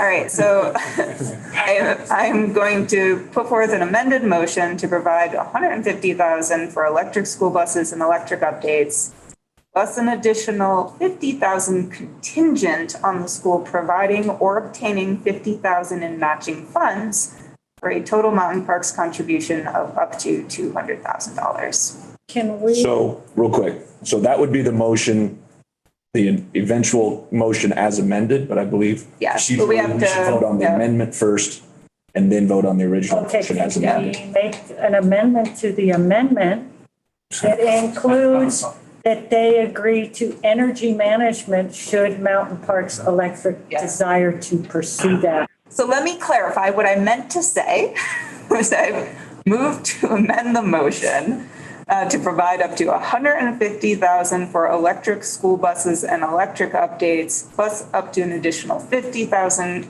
contingent on the school. Agreeing to the bi-directional chargers or agreeing to energy management should Mountain Parks Electric desire to pursue it. Exactly that. And obtaining $50,000 in matching funds for a total contribution of up to $200,000. So if they come up with 200,000, are we gonna like giving them 250 to just? No, the motion caps it at an additional 50. So the total Mountain Parks would be 200. So, but what if they come up with 200,000 to 100? Great. They get. So they get 400? No. They get. So ours falls whatever out. their 200 is plus they get the 150. I think They would get a total. I think that I feel like they're gonna. Only 200 from us. but I think that Rob and Mark and Chris oversaw the West Grand scenario. And I'm guessing the way it worked is that West Grand submitted invoices or at the end of the process. We didn't just give them the money.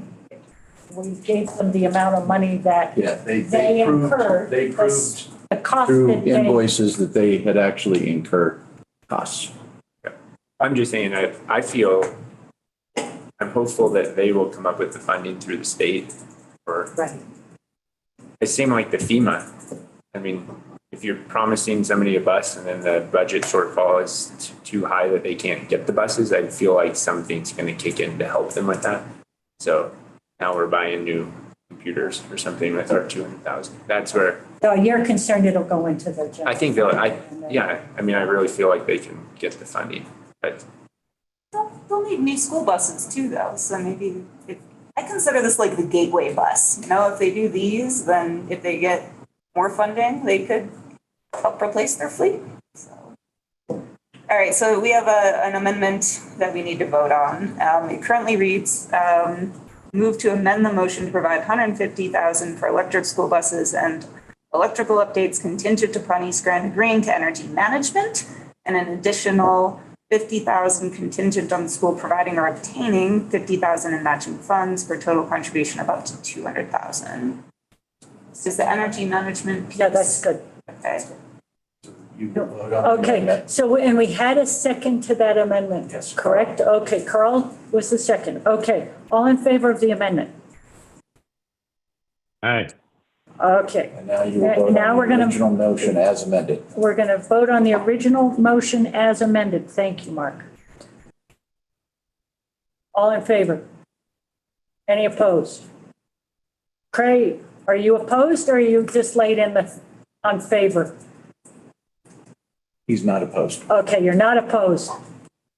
I'm just late as normal, but Okay. vote in favor. Thank you, Mr. All right, wait. They could use those funds, to update their service with Mountain Parks Electric, which is not included in that. No, and that's about $45,000. All right. Interim CREA rep, Craig. This fall, you became the sort of interim CREA rep, the alternate. Would you like to continue would you like to become the CREA rep through the May meeting? Well, through our May meeting, I'm thinking we're going to have our annual meeting and elections. And after that, we would vote on a new, who would the CREA rep will be. There's a calendar in there. If you were willing to do that, then we could also at this time, appoint someone who's the alternate CREA rep to you. If you're not willing, if you don't want to do it, I'm willing to perhaps step into that role because I think the time on the RDC will come to an end after our February 9th meeting. So I may have more time, and is there anyone else interested in that, in taking on additional meetings? Mark, I know you like going to meetings. I'm Western United, it's fine by me. Justin? No, You have- I would okay. be the alternate if needed, but I do not want to be gone. Kristen? Okay, Cray, what do you think? I think by default, I'm it. All right. That's the correct answer. I would like to duly note that this calendar scares me a little bit. So I would look towards my, what was the title? Alternate. Alternate, Okay. to help me. Still willing to be the alternate, Jeff. Actually, what really scared me was the calendar after that. Yeah, but that calendar has other things on it, so don't be quite as scared. Yeah, okay. Well, I think by default, thank you all for your support and my new position. We need to vote. Yeah, we need to make a motion to have Cray become our CREA rep. And Justin, do you want to be the alternate or would you like me to be the alternate? It depends how confident Cray is in his schedule. I can be the alternate for the time being. It's fine. Okay.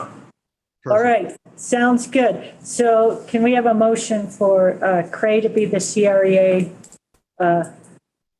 rep and Justin as an alternate? And we have paperwork we'll need to fill out after this. So moved. All in favor? Any opposed? That one, he may have actually been stupid. Carl. All right. And we can change it at any time, I think. Yeah, we can change it. Now, you guys are locked in. Yeah, alternate to alternate. Either got to die or find your own replacement. Okay, rest blown. Levi, I will Levi. let you address this. Oh, okay. So I can address the reason this came up at this point. When we closed on the RUS buyout,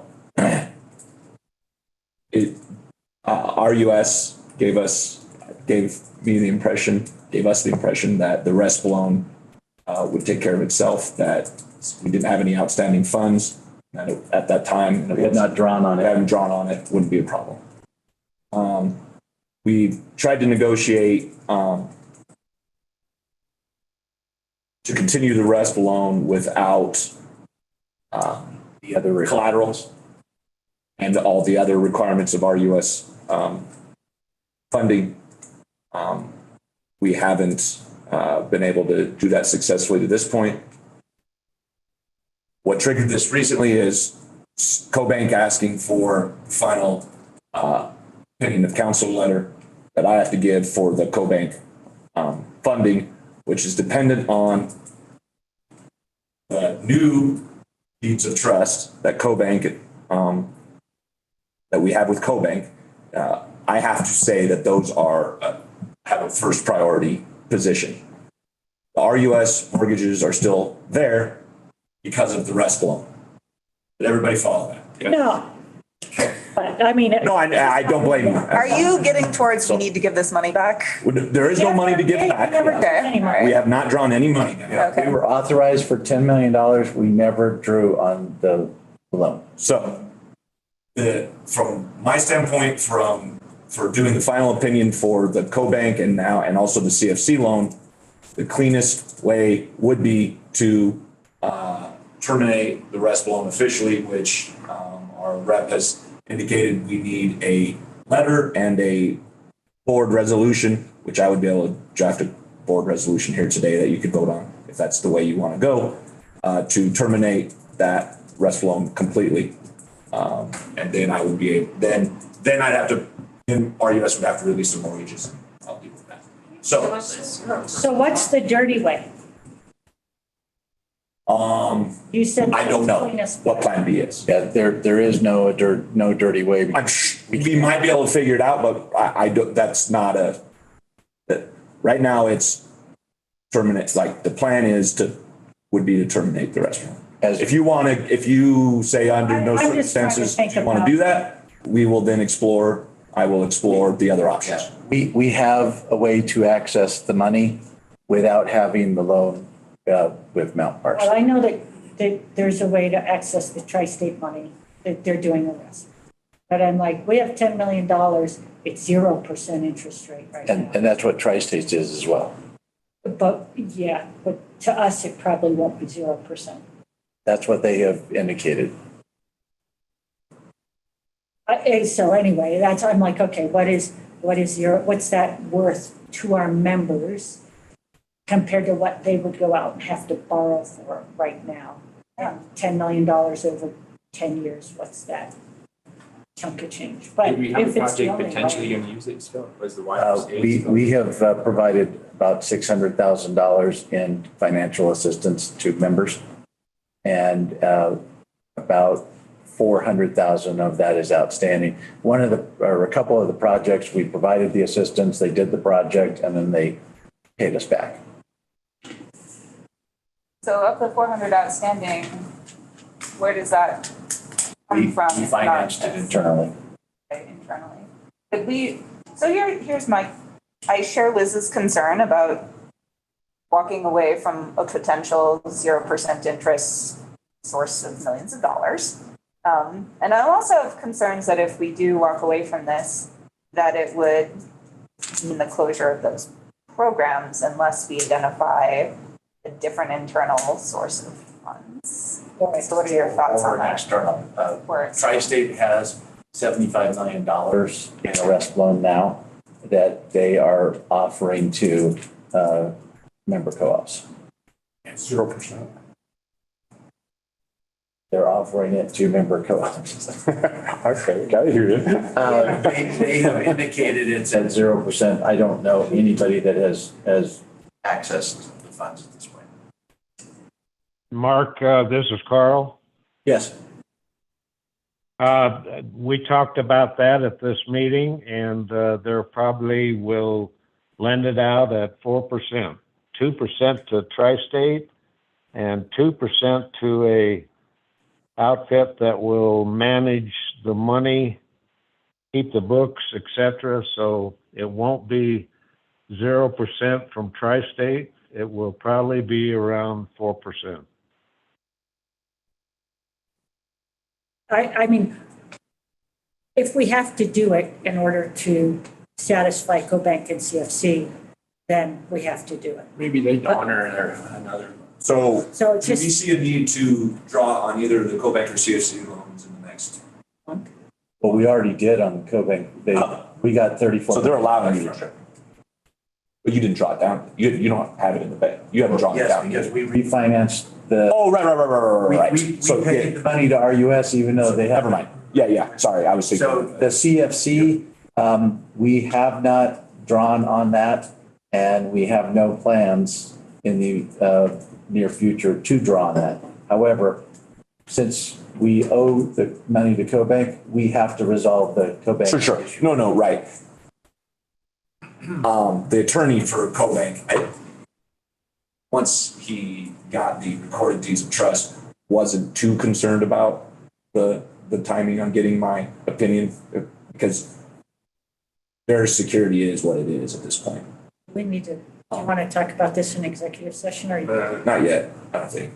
So I was gonna say, we could wait another month if you wanted us to explore other options to retain rest. Because, yeah. The rest did indicate that there was a way for us to keep the loan and not be subject to the other requirements of USDA or RUS. They have never come up with how that will work. Okay. So I could pressure them more to see what we can do. It's just another tool in the arrow in the quiver. And we've had it 2 years. What's the If they're not rushing us, I'm not rushing. What? How long is the rest loan good for? 10 years. Another 7. After. So should we have to, so rest after, so in 2030 it goes away? Or does it just Well, continue to roll over forever? It's 10 years. But then once you provide financial assistance to somebody, then you have to start paying that back to rest. So you could provide $10 million of financial assistance on the last day of the 10 years. And then you'd have 10 years to then pay them back that $10 million. Okay.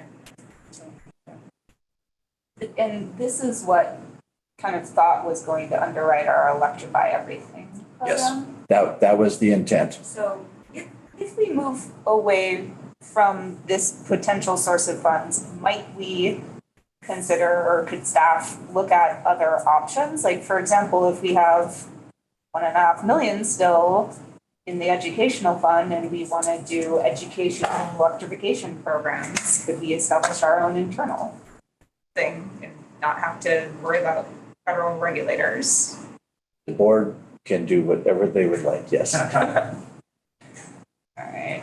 Okay. So are we letting it sit for a minute? Can we let it sit for a month? Are Yes. people comfortable letting it sit for a month, Carl and Craig? Yes, Carl here, I got a question. Is this an opportunity to fund some of the last discussion we had about the electric bus? No, because the funding does not allow you to provide financial assistance for something that moves. It has to be fixed. So, if you did a charger at a house, if you did, solar panels, if you did insulation, the types of things that we have provided assistance, but it has to be fixed. And how about the chargers at the school? Would have to agree to the school would have to agree to it. And as I mentioned earlier, as a public entity, they will look at this as debt, I believe, although we don't.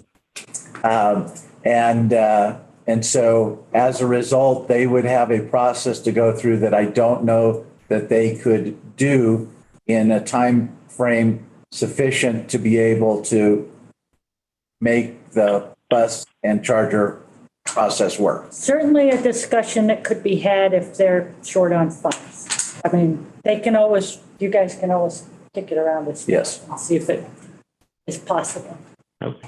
Okay, one more question for Levi. My recollection is that Highline applied for that same amount of money. Are they having the same issues of giving it away or handing it out or lending it out or whatever they're doing?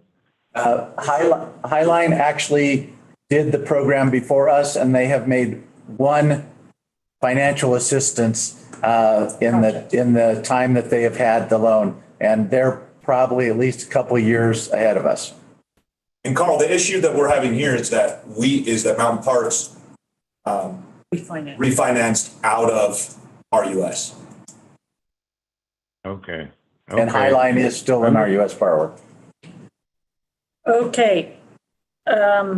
Any other questions, Carl? So we have operations in it. Go ahead.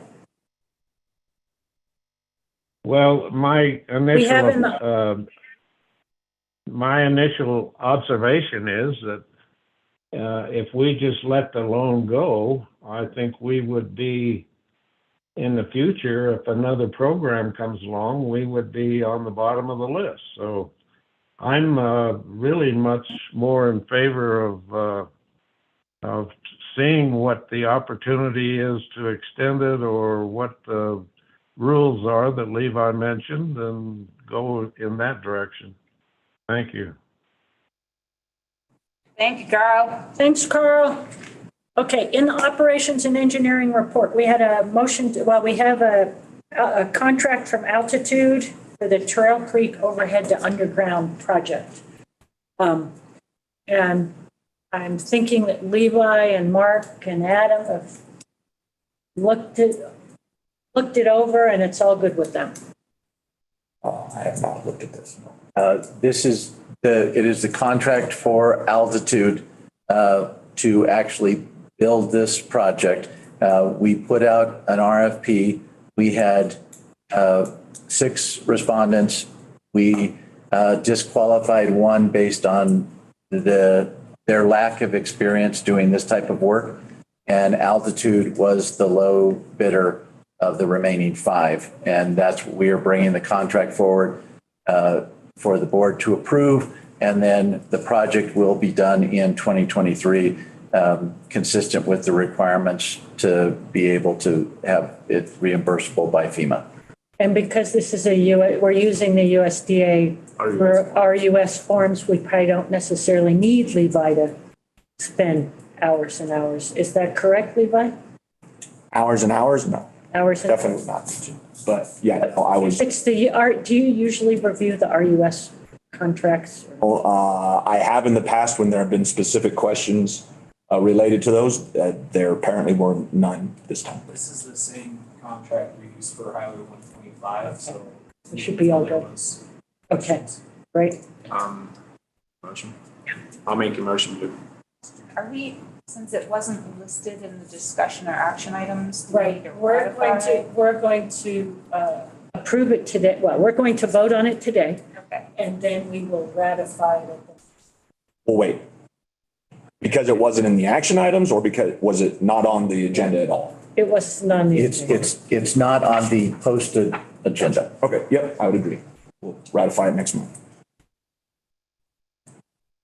Confident this is the best contract we want to go with? Well, this one was at least $1 million less than the next cheapest contract. And they've been doing good work. And they have done, they did the 125 project and other work for us. They are very good and very responsive. They did want to make some changes to the agreement, which we said no, and they accepted it as it was. I will make a motion to approve the contract for Trail Creek with Altitude Energy as the awarded bidder, contingent upon legal review. Anything else you guys need? What's the Altitude Engineering or just? Altitude Energy Okay. LLC. Mark Volt seconds that. Ray, you have a question?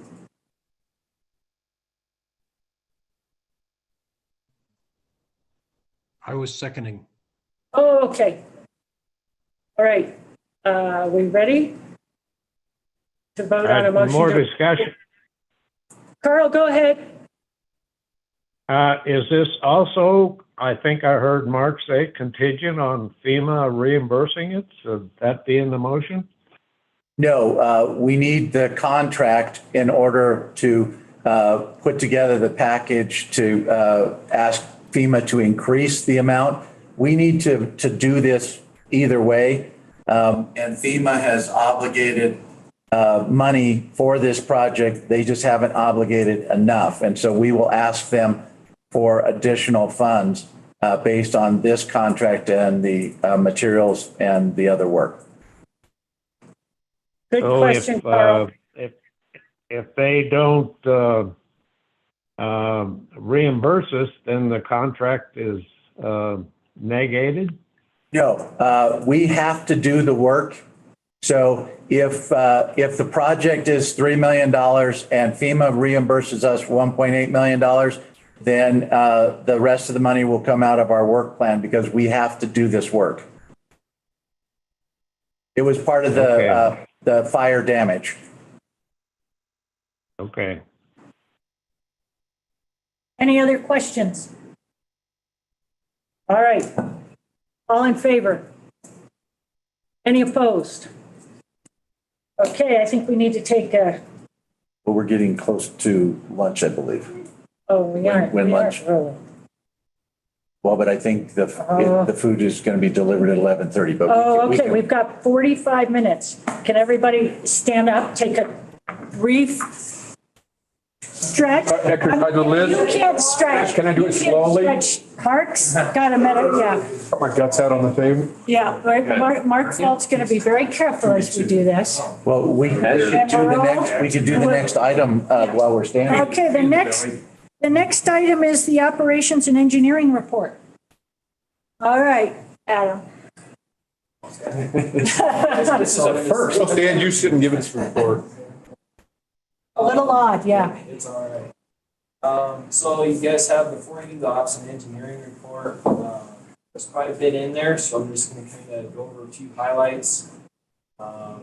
We've been staying really busy. We have seen the actual customer work drop off, which is very welcome for engineering. That really hasn't happened since the fire happened. They're using this downtime or slower time to improve efficiencies this winter, work on our workflow, some things that we just haven't had time to work on over the last couple of years. We're pretty excited before construction season to just basically become more efficient and we've been doing some workarounds and we're just excited to get some of those things fixed. The Highway 125 project is really at a standstill right now due to the snow. I just was on the phone with them the other day. The project is pretty much 95% complete.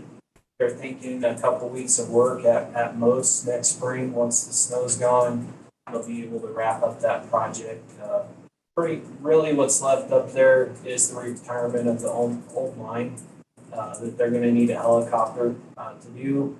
And the snow just kind of chased them out of there before they could finish.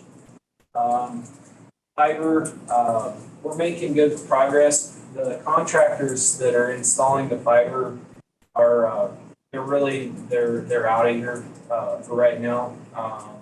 We're making progress as far as non-parks goes and connecting the fiber in the building here.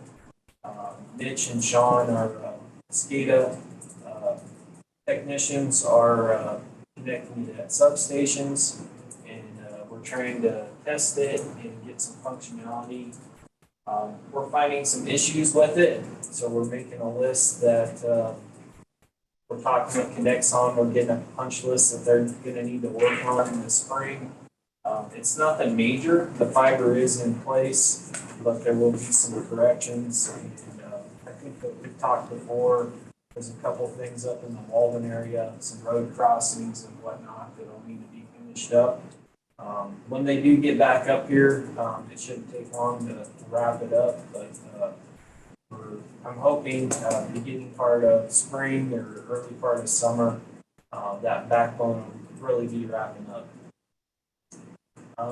Some neat news, we received the Ford Lightning F-150, and I just point out it is here today. If anybody has time, we made it available if anybody wants to drive it. We'll be bring for lunch. It is available to go check out, and I just add that it's really neat. Like, it's a regular truck, drives good, lots of power.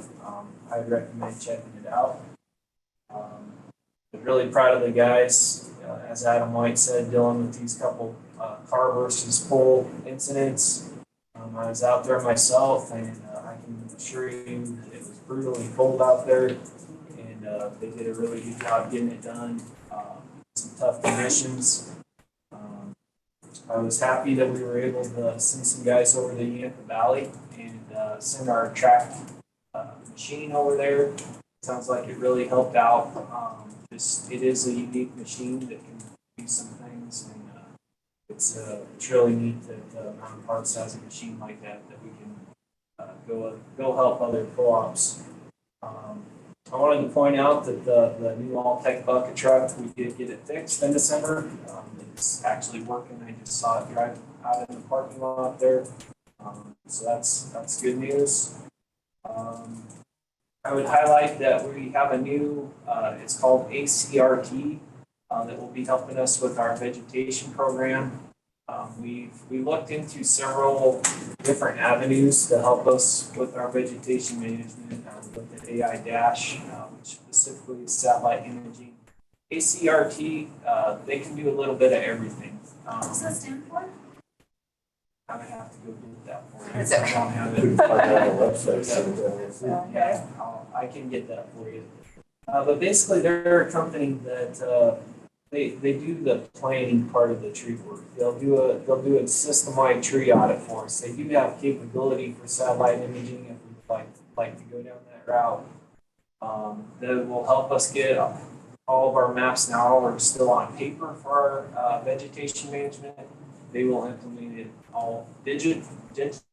They will track the work that's being done, and we're really excited to get them on board and kind of bring our vegetation management into 21st century and just really give us a top-notch program. So we're going to give them a try this year, and I think it's going to be good. Finally, Adam, real quick, Yes. just a quick question. In your notes on that, you say that ACRT will provide permission for all tree contractors. What do you mean by that? so they will actually manage any tree contractors we get. So they will get permission for Asplin. They will get notification for them out in front of them to do the work, and then hand them the work that's going to need to be done. You mean permission from the landowners? Yes. Oh, okay. They will, so they'll get it from the landowners. Yes. They will For get Asplin. permission Okay. for All it. right. We will be getting. That makes sense. Yeah, just kind of I clarify. just want to make sure Sure. they weren't providing permission. The landowners. Yes, they're obtaining. There was, okay. So we used to have an Asplin tree expert job planner that would go around getting permission from landowners before they trim, cut trees. They've had a really difficult time filling that position, and we just really felt we could do better. So that they will begin obtaining permission from the landowner to trim trees, cut trees, and they will issue the work to Asplin tree experts. There is a couple of other co-ops in the state going down the same road that we're doing now. We did reach out to them before we made this move. Couple more things. We have a job offer. Yes. Adam, before you go on, what is the value of this contract? The value of this contract is we have not had I think he just means how much. the value. It's about $120,000, I believe, roundabouts, Carl. It's a little bit different. Thank you. It's a little bit different first year because they're implementing software this year. It'll actually go down next year. But I believe it was right around 120,000 this year, which is, it's a little bit more than what we would have paid an Asplin job planner. But it is, we believe, for the extra value that we're getting with them, it's worth the extra cost. We still Okay, and so your system-wide audit, tree audit, is that included in the 120,000, or is that negotiable down in the future? It's included in that cost. It's what they will have a person here on site in that cost. And that person, when he is not getting permission for Asplin or doing audits, following up to make sure they're doing their job, he will be conducting that system-wide tree audit. Okay, thank you. Currently, after Asplin gets done, you are one of the foremen that would go and check their work, correct? One of us is doing it, which we still will need to do some of that just to make sure everybody's being kept honest. But that is going to be the job of this company. Not only keep an eye on Asplin, but maybe they'll identify there's an area where they can get a mow machine. They'll help identify we can get this contractor to mow it, and they'll help with all of that, figuring all that out. In the past, Bruce Van Bachman that used to run the program, he really spent a lot of time with the trees and making sure it was run right. Nate Town, that's got Bruce's job now, is spending a lot more time with all of our contractors doing line construction, and quite frankly, we're just a lot more busy now than we were. That he's kind of managing all the contractors and not just the tree line. contractor. So we're just looking at another avenue to get a good tree program. Right. Okay. We have a job offer out for a fleet mechanic, that we're excited to get going. We have another job offer out for a GIS technician, and we are still looking for a staff engineer. So a couple of those positions were open for a while, and we're getting closer to just being fully staffed. So that's really good news. And I think that's kind of the highlights I wanted to bring up. Does anybody have any questions about anything that I went over? Hearing none, thank you very much, Adam. Great report. Finance report.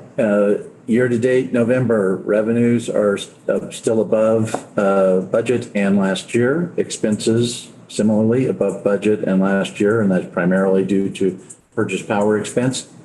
Our November year-to-date margin is above budget, but when compared with last year, it's slightly below last year's. And our cash balance remains good at $10.5 million in November, at the end of November. One of the issues that Liz noted was the graph that shows, The end of the I'm packet. trying to find It's at the very end, I think. the margin year-to-date comparison, that the column for 2022 does not match the Form 7. And that is because the costs associated with the RUS buyout were netted against the Oh, okay. margin. Yes. And so here we show the margin gross in the Form 7. Without the We show it net. 500,000. Yeah. Okay, great.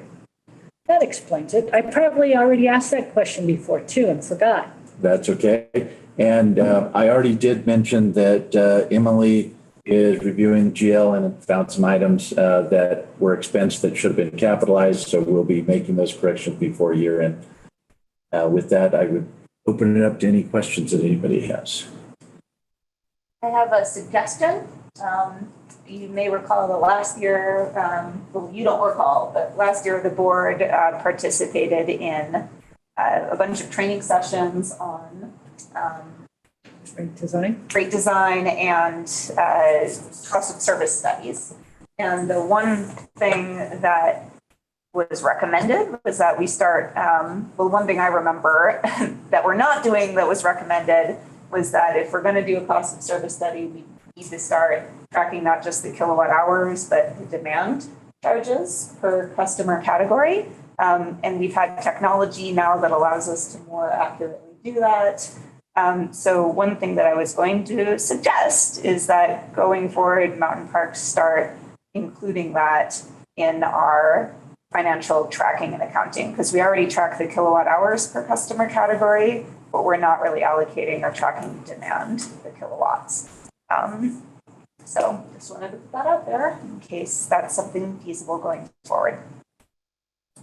I believe that it is feasible, and we will do that because the hope is that we will put out an RFP either this month or early next month for the cost of service. We have a few possible candidates, Guernsey, which did the training and also did the study in 2017.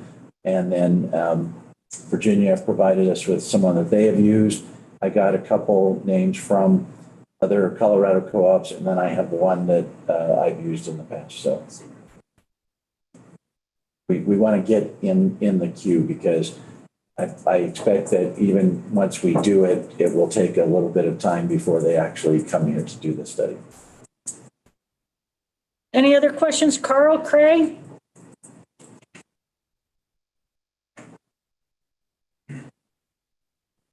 Okay. Joe, information technology report.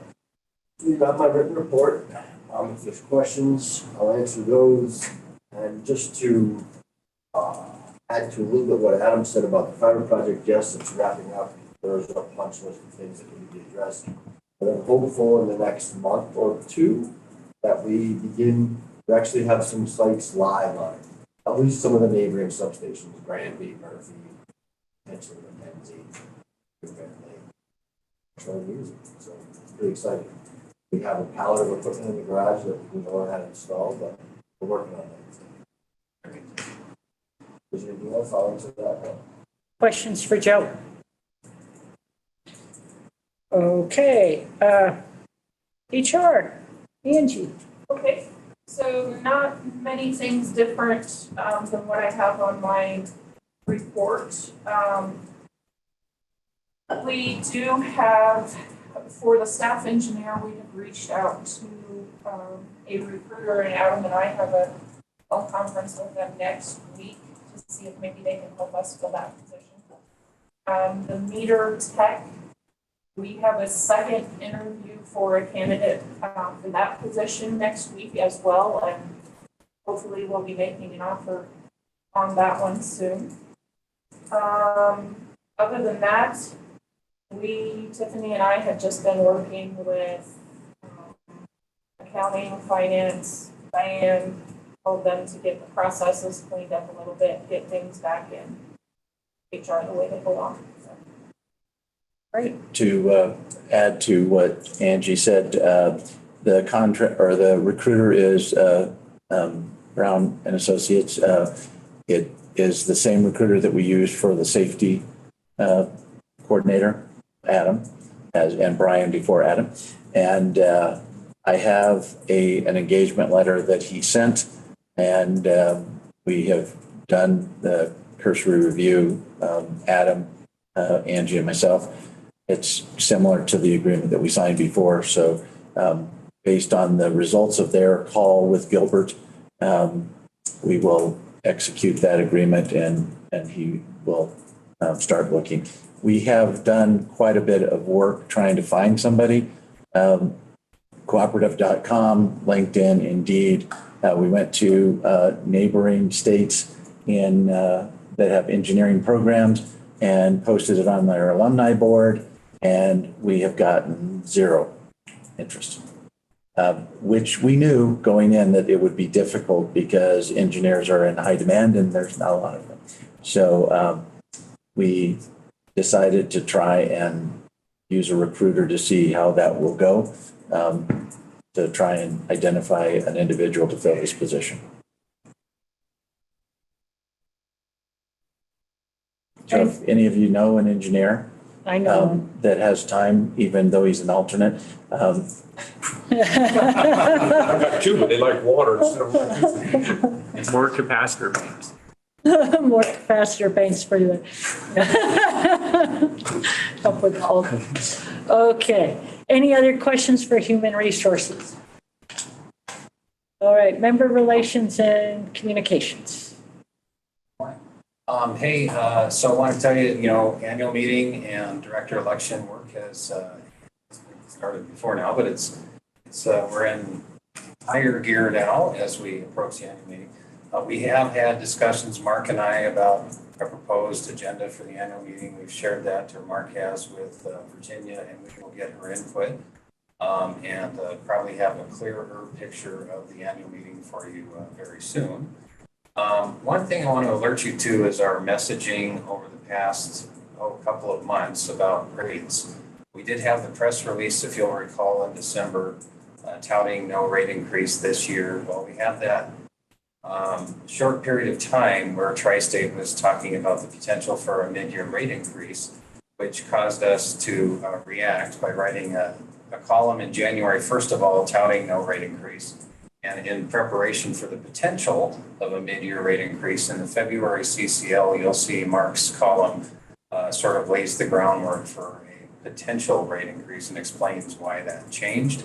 And now, of course, it's changed again. So we'll work with Virginia on our messaging on going forward.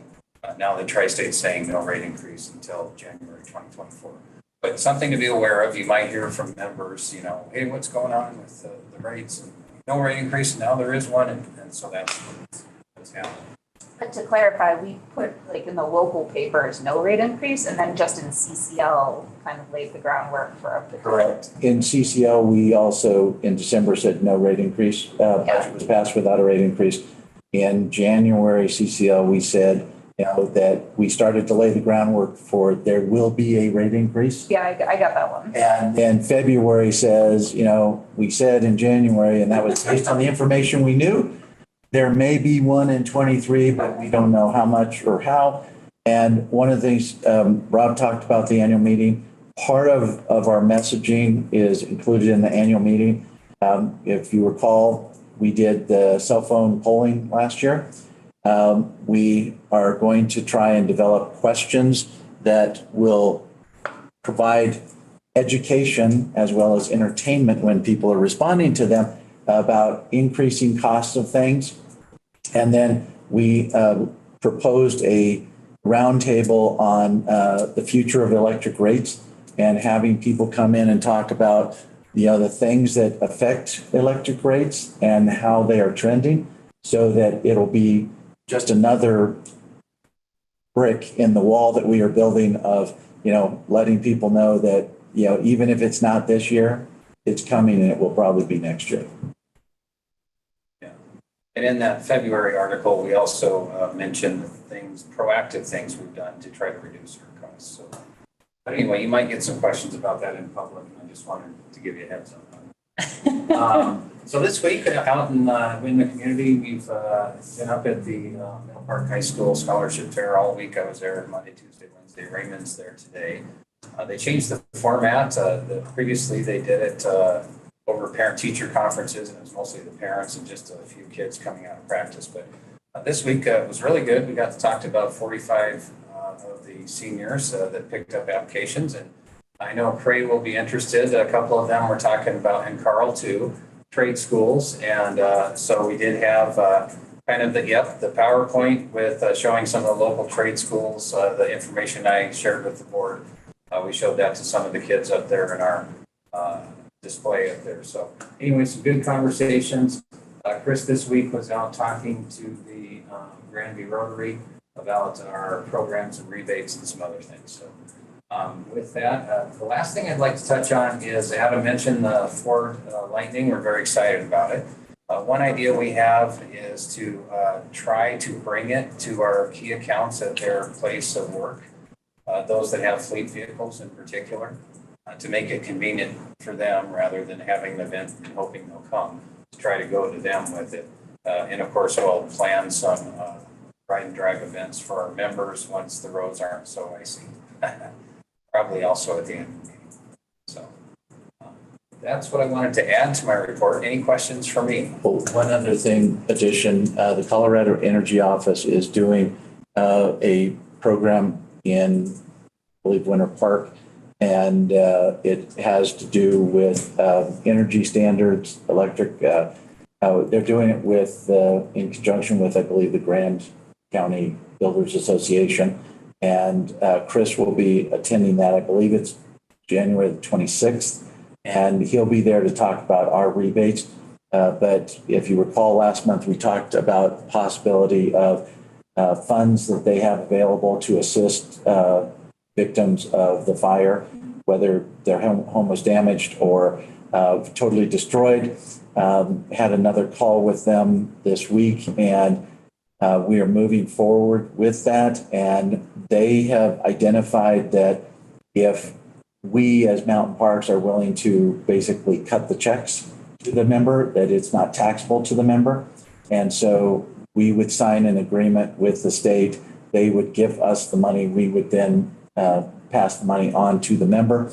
And what they are looking at doing is matching, and in some cases more than matching, the grants that we do, so that somebody that was rebuilding that met all of the requirements they were doing would be eligible for potentially up to $50,000. Is there someone I can put Mitsubishi in contact with, because they have previously offered funding too for people rebuilding? So Todd Boudin. Yeah. Okay.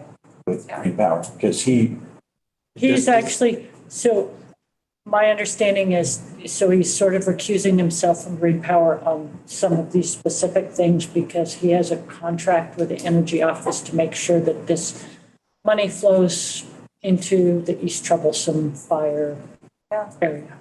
And part of the discussion was that for those members that have already rebuilt or they, did their, Rehab fixing the work. damages, could we, offer to them as well if they put in a heat pump or they installed solar or they did some of the things that are on there. And the Colorado Energy Office said yes. So because we don't have that many that have not rebuilt. So this way we can, if somebody did something that qualifies, then they can get access to the funds as well. And it's only Primary residence. primary residence. Yes. So with that, are there any questions for Rob? Thanks, Mark. Yes, Carl here. Go ahead, Carl. Rob, I read a lot of the comments on your survey, and one of the ones that stuck out to me, there weren't a whole lot of them, but there was enough to get my attention, is about the electrify everything and the heat pumps. But the comments were that they can't find anybody to install them. I've brought this up somewhat in the past about Mountain Parks employing somebody to satisfy this need. Are we any closer to that, or is, what is the issue in your opinion? Carl, we are actually working with several vendors that provide the service, and we have, if they contact us, we're providing contact information for those individuals to be able to be the ones that install. We have paid for at least one contractor to go to the, I think it was the Mitsubishi school, to be able to learn how to install. So I think it's not necessarily something that we want to have a Mountain Parks employee do. We would rather somebody that is certified and that works with either Mitsubishi or one of the other providers provide the service. And so when they provide a comment like that, we do reach out directly to them and provide information for them to get in touch with somebody that can do it for them. Yeah, Carl, I'd just add to that. There is a certified installer in Kremling, one in Grand Lake. There's a regional installer that has done a number of these up here down in the Front Range in Fort Collins area. And we do, as long as they have the certified training, we promote them on our website. So I can understand if you read this survey and say, well, here's somebody, look at all the communication we've done about heat pumps and installing them and the benefits. And here's somebody who doesn't know about that. So what that says to me is, this is probably not someone who's reading CCL or going through our website thoroughly, but I see it as a positive. They took our survey, and this gave us the opportunity then to talk to them further. We are working, like I said, with the two installers here locally and the other entity, and we're providing training dollars for more that would do this in our area. To go get that training, and we are happy to promote them as well. Okay, well, thank you for the information, and sounds like you've got the situation under control, and I'm happy that we have some live in our area installers that are going to school and should satisfy this need. So thank you. And the other thing is, you might see 1 month on these quarterly surveys, you might see a bunch of comments about a particular topic, and you'll wonder, where does all these questions about this come from?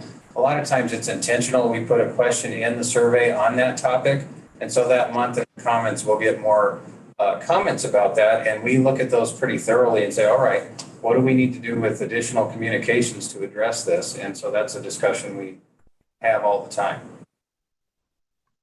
Thank you. Go ahead, Craig. Just a quick thank you. I got some nice personal feedback after our December meeting with Sky and CA. They really enjoyed that meeting. They both told me personally a few days afterwards. So thank you to Adam and Rob and Mark and Liz for making that happen successfully. I expect that's one of those first places that pickup's gonna go. That would be the hope, yes. My question was, has Winter Park Resort installed EV chargers yet? What's the status on? They have. Oh, where are they? In the one parking lot, there are 14, and then in one of their garages, they have the remaining 6, because there were, I think, a total of 20. It's up there kind of by the vintage. Yeah. Okay, over by the. Yeah, but they are interested in installing more. Many more. Yeah, it's that lot, Kristen, where you have to kind of drive behind the cabriolet, go down the hill, it's down there, the outdoor ones. Yeah, so it's in the pay lot, of Yeah. course, yeah, okay, So that makes sense. But that sounds like let you charge for free. I do. Yeah, on those, yeah. Anyway, that's something they're very cognizant of, the change happening, and Yeah. they have interest in installing them. Level 2. I think so. Anything else on member relations? Yes. Member relations and communications. Okay, bills for payment. Did people get a chance to look these over? Any questions on them?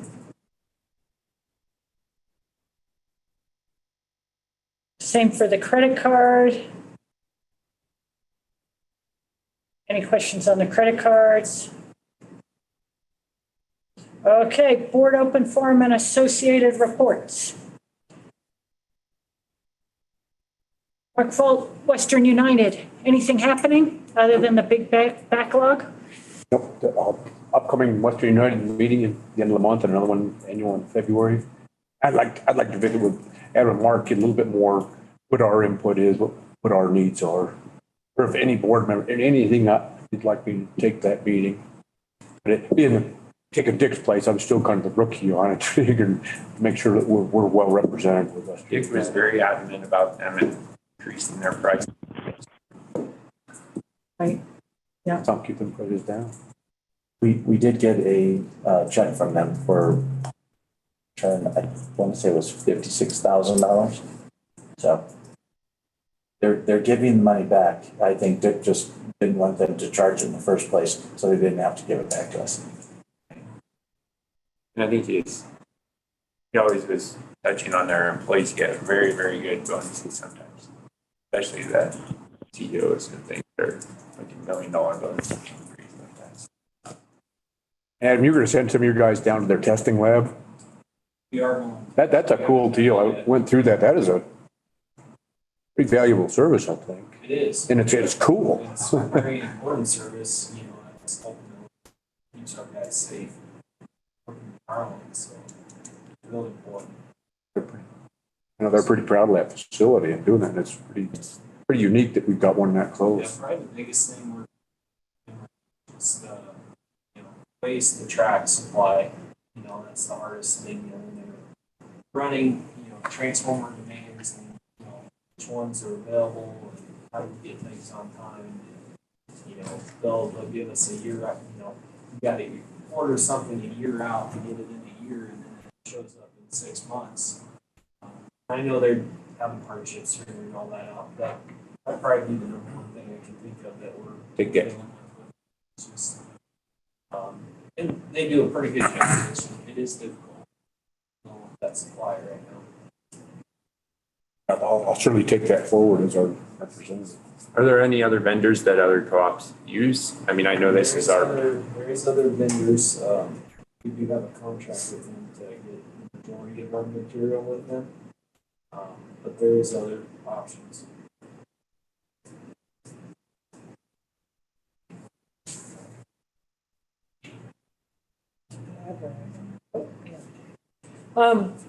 Any questions for Mark about Western United, Carl or Craig?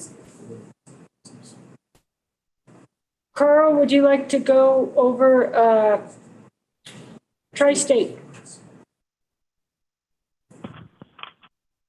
certainly would. Most of the issues that we discussed have been already discussed here in this meeting. We had a abbreviated meeting, a one-day meeting, and there were no committee meetings at all. One of the things that I will mention that hasn't been mentioned in the past is RTO update, and there's going to be a meeting at Devil's Thumb Ranch with Senator Chris Hansen on his legislation about mandating a RTO membership. I'm not sure that it's open to the public or anything else. It just caught my attention that it was going to be at Devil's Thumb Ranch. So Is that this about month? all I have. I didn't get the date either. I assume it's pretty soon. And I don't know if the press will be invited or anything else, but I know Dwayne said that he would be there, and I think a lot of other CEOs of other organizations, and that's why I mentioned that I don't know that it's public, but just thought I'd throw it out there. There is a Tri-State CEO meeting next week, Wednesday and Thursday, that I'll be attending at their offices. All right, let's see. I don't think we had a CREA meeting yet. So I guess Jeff probably, I don't know if they had a December one.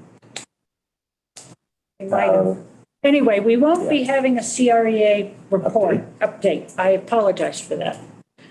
Am I missing any? Go ahead. No report. No report from Craig.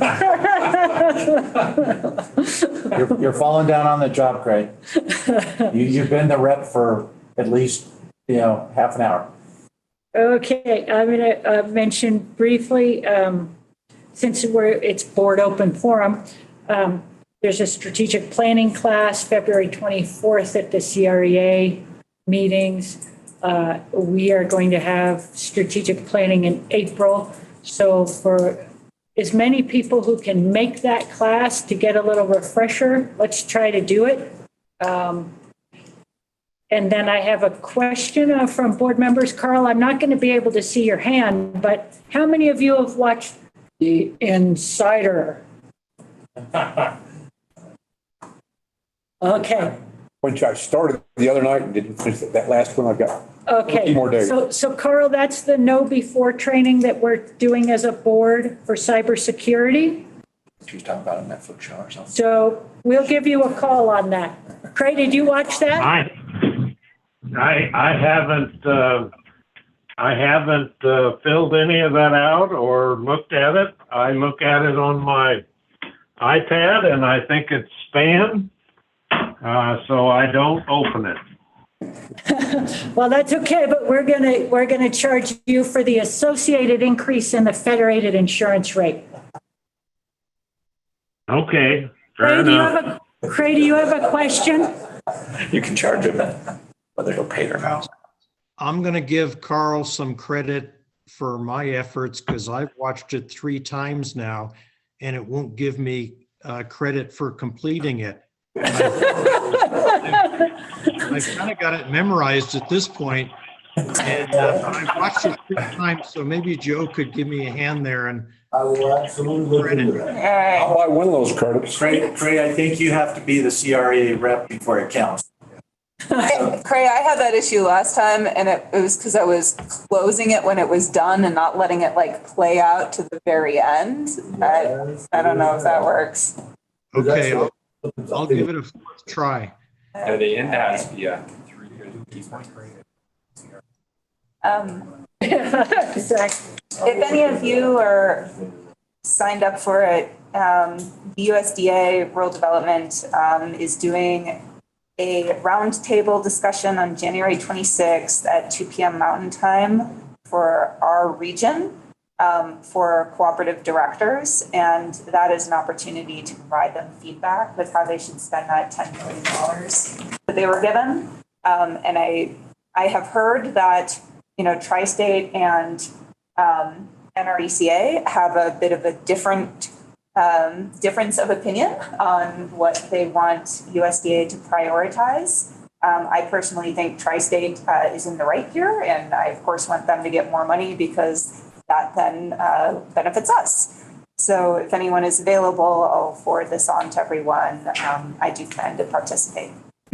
Great, yes, please do forward that on. Where is that meeting? It's just online. Yeah. The 26th. 26, yep, 2 p.m. Email. Yeah. Good. Forward. Old business, None that I'm aware of.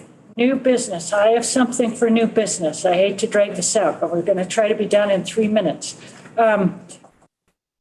We need to talk about driver's education, which is one of the concern for community values that we've had. I understand we don't right now. I'm not certain what the driver's education status is in the various schools. Still not available. Okay, so is it available in North Park?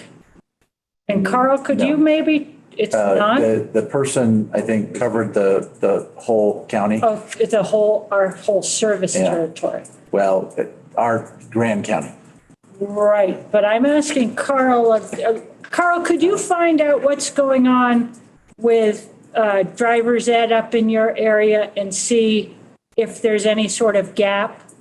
And just talk to folks up there, and then I was hoping Mark could maybe check in the Kremling area, talk to some folks. And Justin, we pretty much know it's not happening in East Grand. And as It you're, isn't in West Grand either, because okay. But we need to talk about thoughts or ideas on how to get it going again. And maybe we could talk with the school boards and Grand Enterprise, whether we need to approach driver's ed companies on the Front Range. This is really important. What we have done is we have been contacted by a couple of parents that are, and what we have told them is sign your child up in Denver or somewhere and then, you know, submit it to us and we will reimburse. But not all parents have time to take their kids to the Front Range. We've got to get it. We don't have to. It would be excellent if we could somehow find a solution to that. Go ahead, Rob. Make a suggestion. Yeah. So I was just talking about this topic with Megan. Megan, good. And they have in the past tried to do exactly what you're saying, to talk to driver's ed providers to get them to come up here. And she said she was unsuccessful in the past, but she might have some people that you should visit with about that. Okay, and I also wondered if Patrick Brower might find someone. Oh, yeah. Because, I mean, normally they come to him, but he is in business development, so maybe he could look too, and he's got kids. Okay. We did pay North Park 15,000 in July, or no, 5,000 for kids served in 21 and 22. So I don't know if some kids were still getting it somehow. They were, because this individual left in 22 that was doing it. And we reimburse after the school has paid for it. Okay, Yeah, Patrick Brower would be a good. Yeah, he'd be good. Okay, I'll give him a call. All right, emergency business, None that I'm aware of. Mountain Park Services meeting. Any need for one, Justin? No. Okay. So we're going to have a motion to go into executive session so that we can then, and after that, we will break for lunch. And the motion should cover to receive legal advice, negotiations, power supply, personnel, and GM evaluation. And anything else we need on there? I think that Should have a general description of what the legal advice is for. it's a So legal update. on litigation. Litigation. Yeah. Yeah. So moved. You said? Mark, okay. Moved by Justin, second by Mark. All in favor? Got all those, Kristen? Aye. Okay. Okay, let's repeat those. So Attorney fee agreement, Oh, yeah, I forgot general that. manager review, personnel. Personnel, power personnel. supply. power supply, Wait. and Hold on. Come on, right fast. Attorney fee agreement, personnel, power supply, Legal. Litigation, a legal update. Litigation matters. Litigation, okay. That it? You got them all. I got them all now, if that's all. Yeah, that is. All right. All right. And then are we having any or all of the staff to stay? We, as far as the, I think with the items that we don't necessarily need staff. Yeah, okay. okay, sounds good. And let's vote on that. All in favor? Any opposed? And then let's take, lunch is coming at 11:30, we think? Yes, it should be here shortly, and I believe the lightning is out there if you wanted to go out and look at it before lunch. And so I would suggest an hour. Okay, reconvene so at we will 12:30. reconvene at 12:30. Stop the live stream. And Virginia, we will